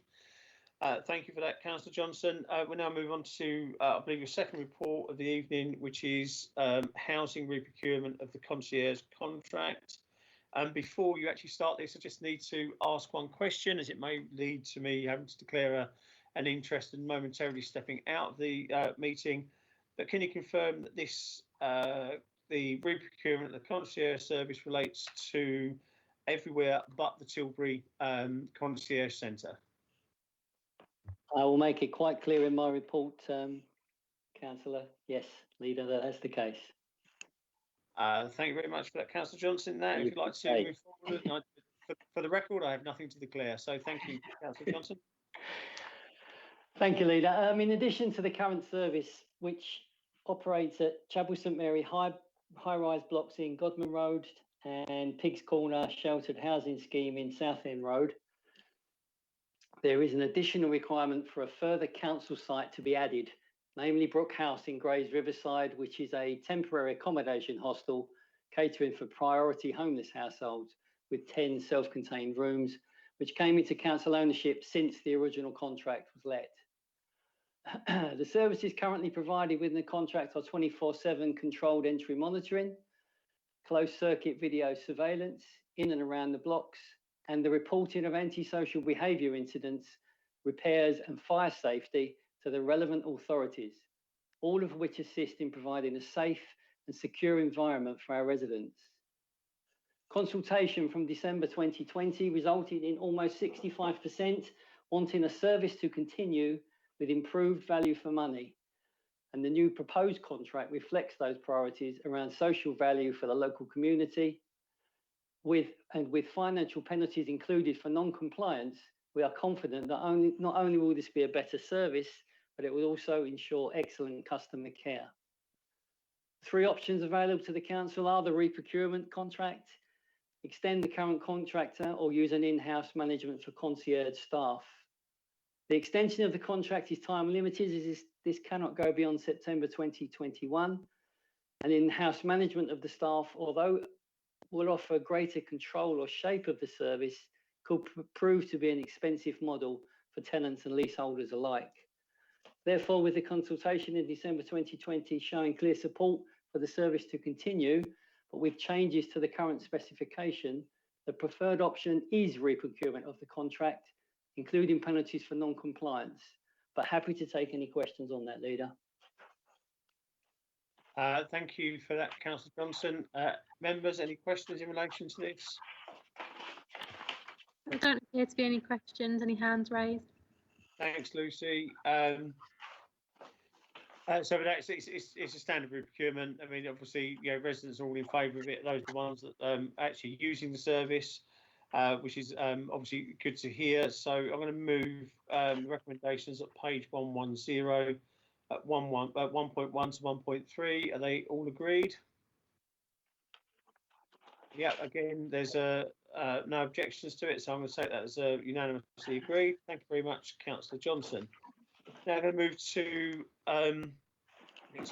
item 17, which is a fresh start for our children and adolescents mental health services re-procurement outline. This is a joint report of Councillor Mays and Councillor Howden. I'm sure between the two of them, they've got this quite well choreographed. So whoever's going to take off a lead on this, if you'd like to start presenting, and then obviously the second one to follow in. Thanks, Leader. Tonight we're taking the first step towards radically changing the system and improving mental health for children and young people. We know that the problems that currently exist with the UM system, firstly, it's too slow. A focus on formal therapy over prevention means accepting people at a threshold that is just simply too high, and it allows for lower level issues to build up for years before being addressed. In turn, that then creates a service that is too clinical, i.e. the interventions required are more intense because those issues have built up. And also members are aware of my feelings regarding overuse of pharmacology, certainly within primary care to deal with mental health issues. And finally, it's not sufficiently accountable locally. We've got a great deal of local assets, such as the mental health and wellbeing teams that we created for schools. However, with a very centralised and distant contract, we lack the ability to measure success and amend approaches. What we put forward this evening maintains our place within the current commissioning collaboration with Southend and Essex for the purposes of economies of scale. So, for example, for a few £100,000 of our money, we access a total contract worth circa £21 million. However, what we've sought to do is carve out a Thurrock deal, a local arrangement as to how this contract will be deployed within the borough. And there are 2 main features of this. They include seconded workers from UMS to ensure that we have joint staff that have skin in the game, so we can break down those silo working patterns to improve the system, and local governance via the Thurrock Brighter Futures Board to ensure that we have local prevention offer that is bolstered and utilise our local assets working with our schools. This essentially means that the contract, which is an Essex-wide contract, will have a system of delivery to make it accountable to Thurrock people based on Thurrock needs. As you can see within the body of this report, this argument has been put forward and it's been accepted by the wider partnership. This is the biggest step that we've taken towards genuine reform to the local system. Once again, this is little old Thurrock making sure that its voice is very loud and very proud and leading the way. As you can imagine, this has taken a massive amount of man management in terms of negotiations to ensure that we punch well above our weight. So I want to publicly thank Catherine Wilson, Teresa Salami-Oru and Michelle Lucas for the massive amount of work that they put into this.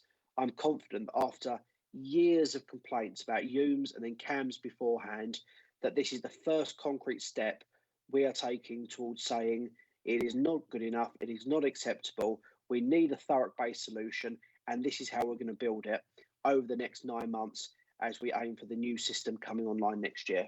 And now I'll hand over to Councillor Mays. Thank you, Councillor Holden. When we first got into our new positions earlier last year, one of the first conversations we had was about the service itself of UMS and that it isn't delivering. So we said between ourselves that actually this is a service that isn't supporting young people as it should do, and we should do something about it. So looking at mental health as a whole, under the Health and Wellbeing Board, a mental health group was set up to give mental health the time and attention it needs for people of all ages. And what we want to do with that board is work with already the fantastic work that has already started a mental health transformation, but really push it forward to help young people get what they need when they need it. In turn, that will support schools and young people to improve their life chances moving forward. So with all what we've done, this has allowed us to work with officers and NHS partners to come up with a plan that will actually support our young people, especially after this COVID crisis, which has really turned their worlds upside down, with a lot of them having education schools being their safe place or their only real continuing routine. So actually giving the help that they need now is more important than it has ever been. So I'm absolutely delighted to have worked with colleagues to push this forward. So I hope this is it's all accepted. Thank you. Thank you, Councillor Howden and Councillor Mays. Mental health has always been one of the things that Councillor Howden has been working on pretty much tirelessly since being on Cabinet. And it's really good to see that, you know, changes are happening, and, you know, using terms like punching above our weight, which seems to be a general thing that's used quite often for Thurrock, is really good to hear, you know, when it comes to something that's going to impact an awful lot more younger residents than probably ever before because of the COVID crisis. You know, it's nationally accepted that there will be a mental health crisis, and quite frankly, this is aimed at the right direction by, you know, getting in early, getting those young people that need that help early, means it's going to be better outcomes for them in a much faster amount of time, which can only be applauded.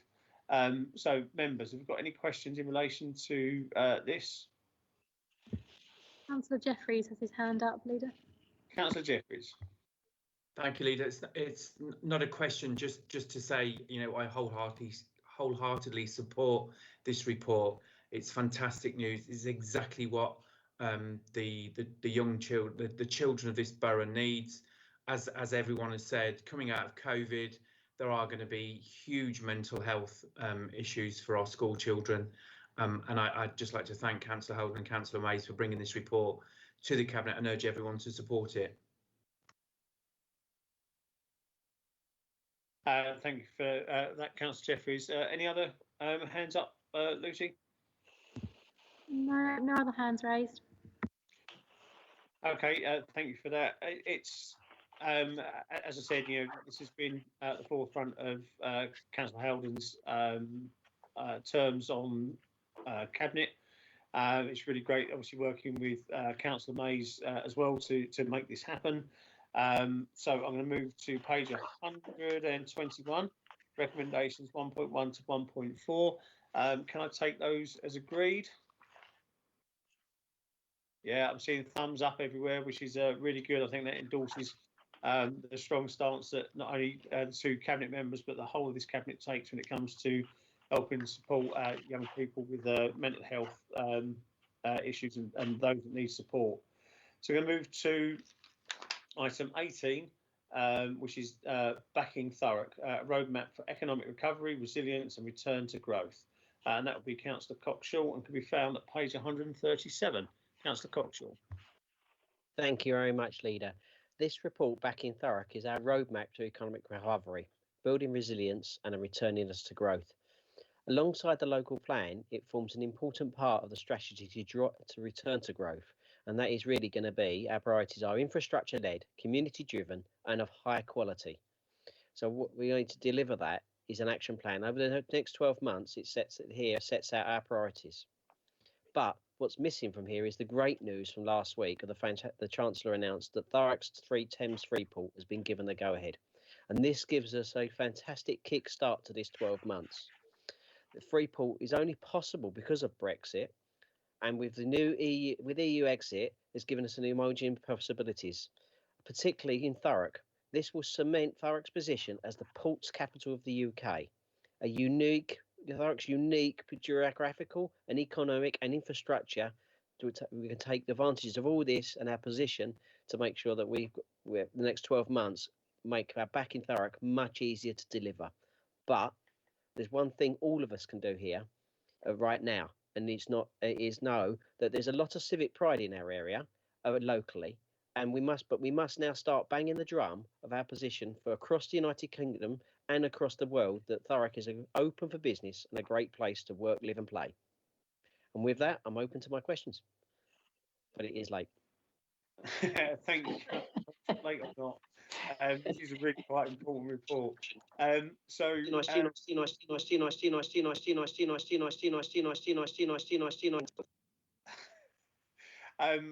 Probably the appropriate point at which to get the electronic stutters.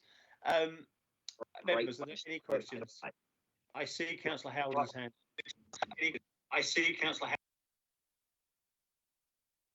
Yep, I'm on the phone. Am I on?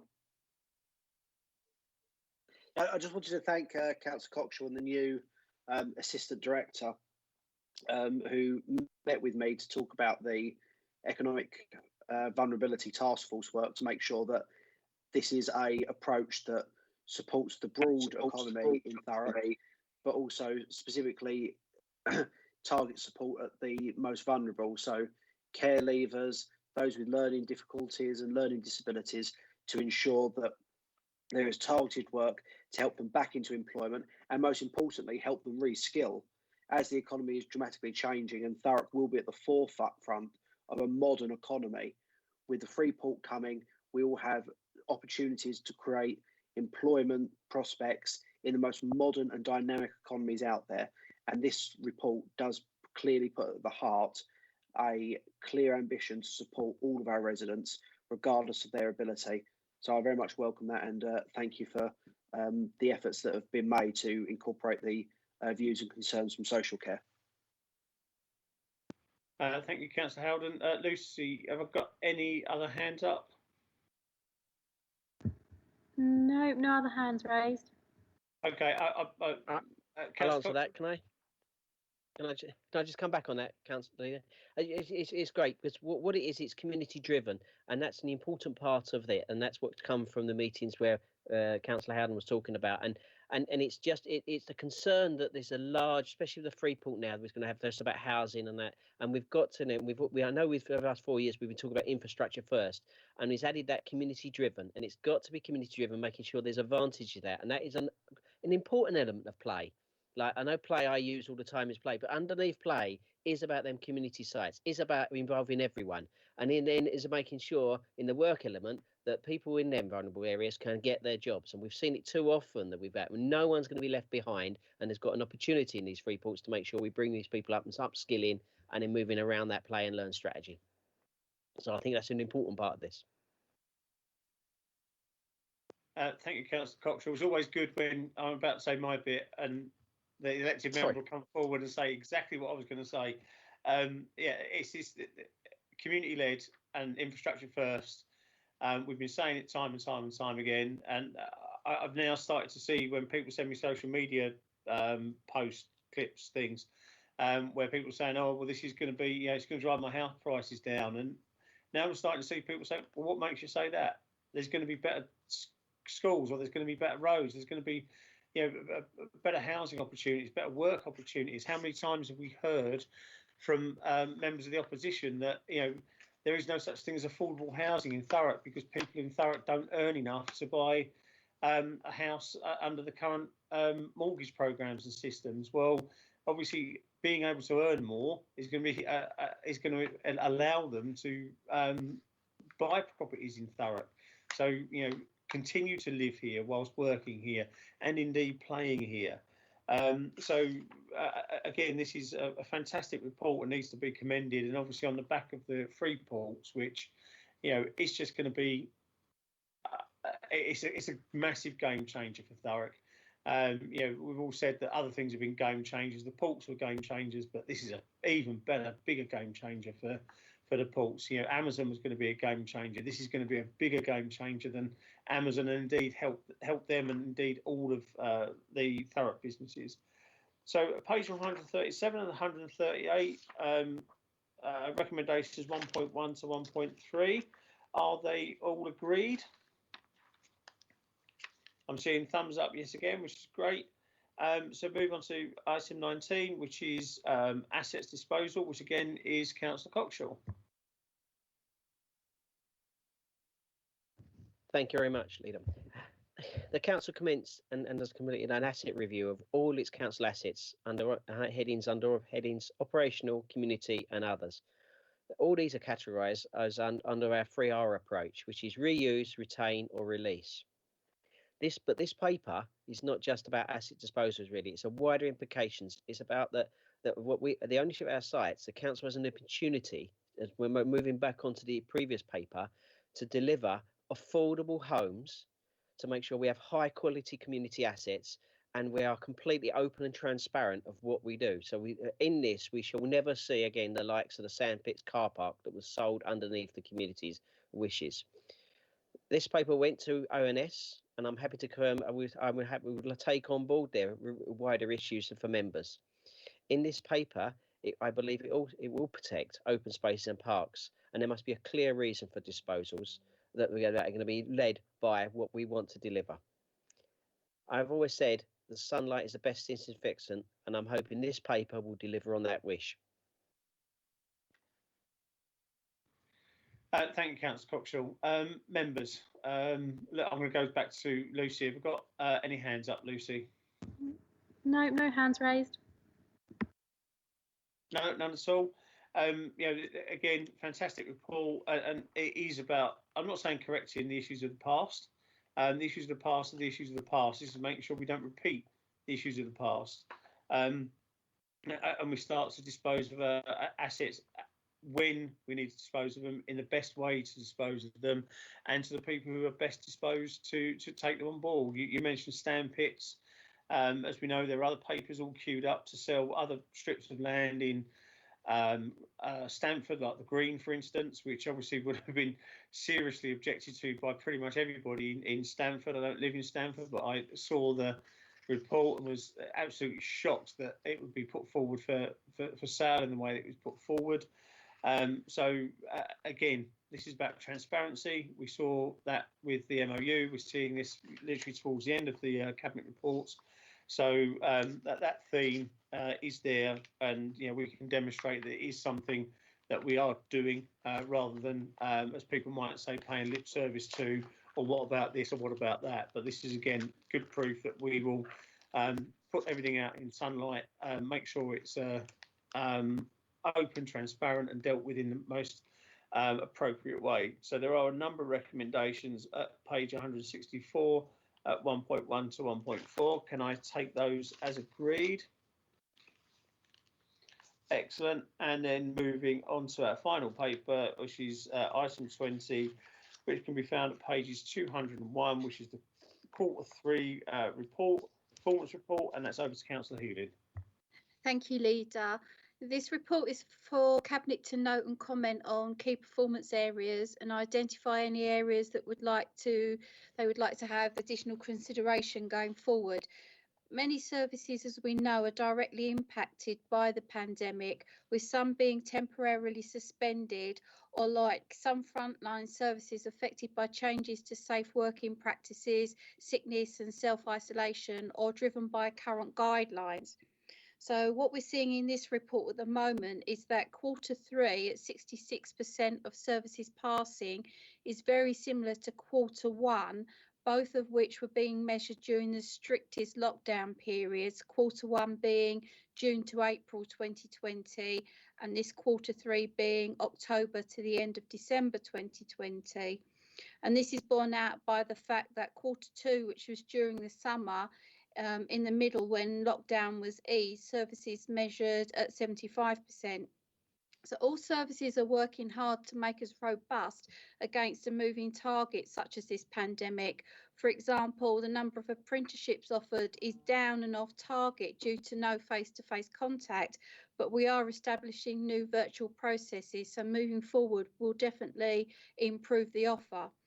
This report has been seen by overview and scrutiny yesterday, and the committee were very understanding of our current position and could see this quarter is showing the impact of COVID and is not an actual reflection of service performance. This borough is in very capable hands, getting us through a very tough year, and I can only offer my thanks to everyone throughout council and organisations associated with it for their hard work and dedication to keep us all safe. Thank you very much for that, Councillor Hewlin. Have we got any questions or statements in relation to this, members? Councillor Watkins has his hand raised. Councillor Watkins.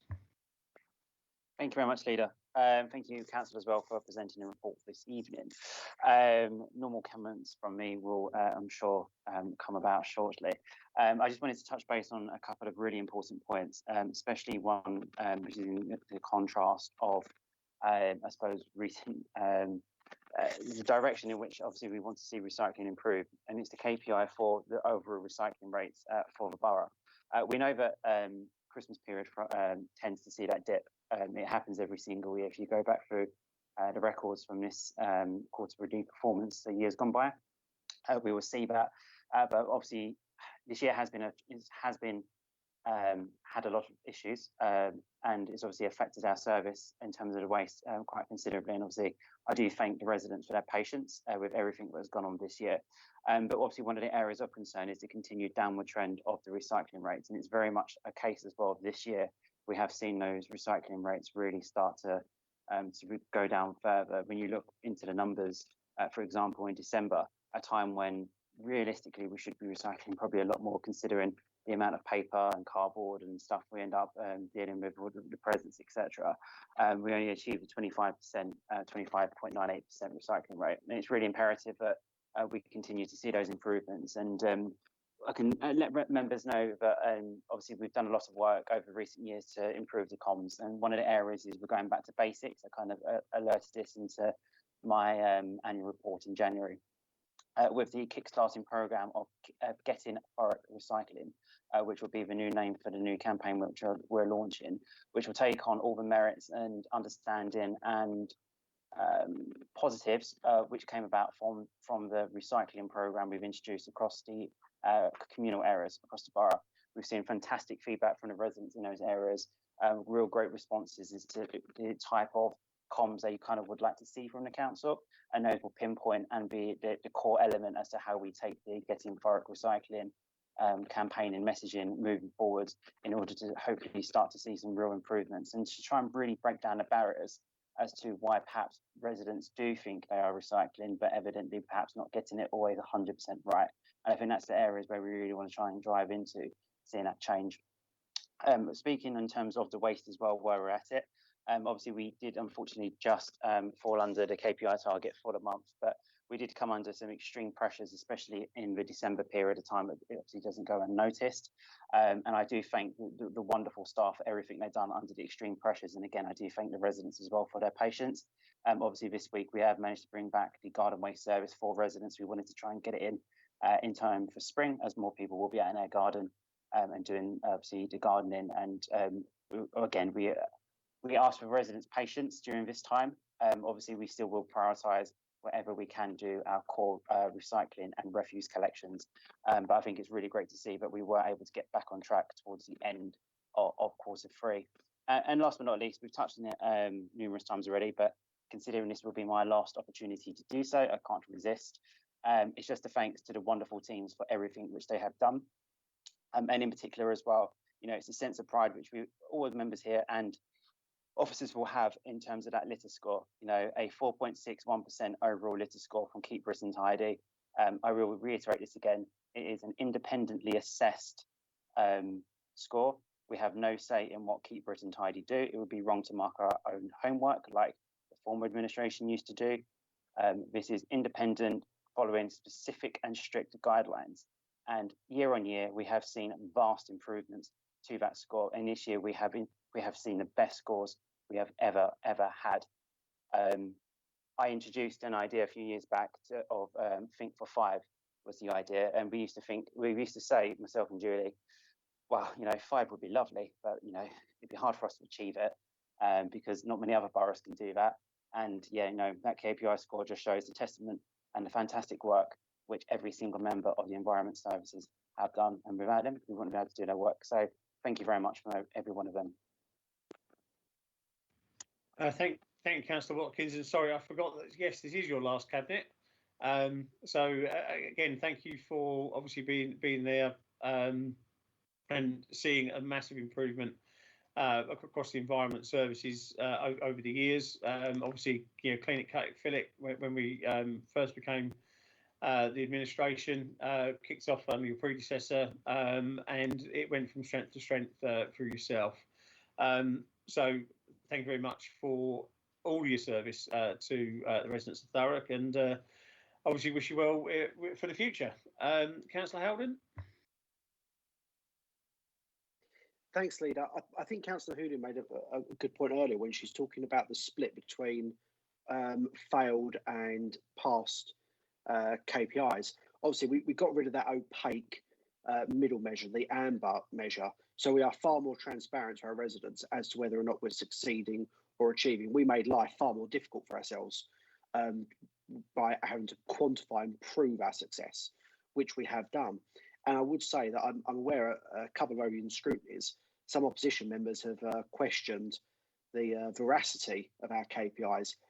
I don't think that in my 5 years on Cabinet that I have ever known any opposition member to recommend a different KPI. Everyone has been quite happy with how we have been judged, and I think we have done very well, and it's very much credit to some of the staff involved. And I will just also tag on, Leader, my congratulations to Councillor Watkins for his term in office. But I gave a very lengthy and emotional tribute to him last year in full council before the elections were cancelled. So for further details, I refer to my statement from 12 months ago. Thank you, Councillor Howden. Councillor Hebb.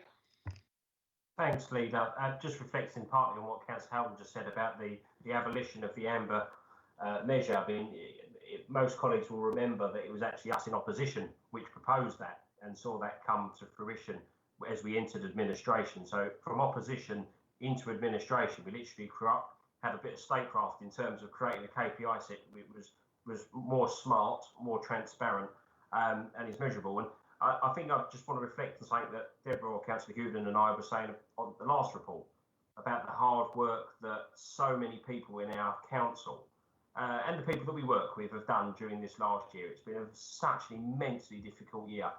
And I think authentically we can say thank you so very much to the people that have done what they've done.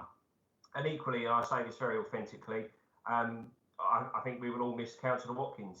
His dynamism in terms of driving and working alongside the Environment Department to see genuine improvements in the service and delivery. My only competitor for the longest speech award of every evening. So now Aaron's not about. I am now the de facto one of that. So I apologise for that. Bear with me. Roger and Aaron, you won't have to endure that. But Aaron, thank you very much for everything that you've done. The department is in an infinitely better place than how we found it back in 2016. And well, I'm sure we will all miss you, but keep going with everything, all your dynamism in life, and you'll do well. Thank you. Thank you for that, Councillor Hebb. Lucy, any other hands before I do my little bit? No, no more hands raised. Excellent, thank you. I'm just going to refer to page 210, which is payment of fixed penalty notices, which falls under my portfolio. And this is an example of the knock-on effects of COVID. And it's quite clear that the payment rates are low as recipients of the FPNs are either stating that they are unable to pay due to being furloughed, with the lowest income or recently being made unemployed. The council is also receiving a significant amount of requests for extensions to payments which are being approved, and fixed penalty notices that are not paid at all, obviously going through being processed at court. And what residents may not be aware of is obviously the court is equally affected by COVID. And whereas as a former court officer myself, and as Councillor Johnson will attest, with court time very, very limited, we have to choose what needs to go forward. So whilst we've done as much as we possibly can to hold off going to court by extending payment arrangements and indeed delaying payments of the fixed penalty notices until such time as residents are in a position to pay, where they don't make contacts, where they can't be bothered, or indeed where they give fake names and we find out who they are, we will take them through the court process as soon as we start getting more court time. But I think this is a reflection of the service thinking COVID and thinking, rather than going, no, this is what we've got to do, it's written in the policy, is actually sitting, thinking about it and saying, how can we help those who have ended up with a fixed penalty notice from us? Yes, it is about making sure that people understand you don't drop litter, but equally we can't get blood out of a stone, and quite frankly, putting food in theirs and the children's mouths, I think, is a little bit more important when they're on furlough or recently lost their jobs than paying a fixed penalty notice that we have control of and can wait a year or 6 months or 3 months or whatever to get paid. So I think this is testament to what Councillor Hoolin said. You know, in parts of lockdown where we've not done as well as we would have done. This is one of those throughout the year we haven't done as well as we would have done normally, but because we're being sympathetic to the needs and understanding, you know, the situation that residents are currently in. So with that, I'm going to, if there's nothing else to add, I'm going to move to the recommendations as outlined on page, excuse me, because I just dropped the pages, as outlined on page 202 at 1.1, to note and comment on the performance of the key performance indicators, in particular those areas which are off target and through the impact of COVID-19, and 1.2 to identify any areas which require additional consideration. Is that all agreed? All thumbs up, excellent. And before my voice goes, so again, I'd like to thank everybody for their attendance this evening. Just to remind everybody, this is the last cabinet, so it does tend to go on a little bit longer than the first cabinet, which is invariably a bit light as you go through the election period. I am hoping to see a number of you on the other side. This is still in administration and in cabinet. We've said goodbye to Roger, albeit a partial goodbye, and thank you for his service. I know he will do well as one of the directors of Thurrock Regeneration Limited. But with that, I'm going to call the meeting to a close at 21:07. So thank you for your attendance this evening.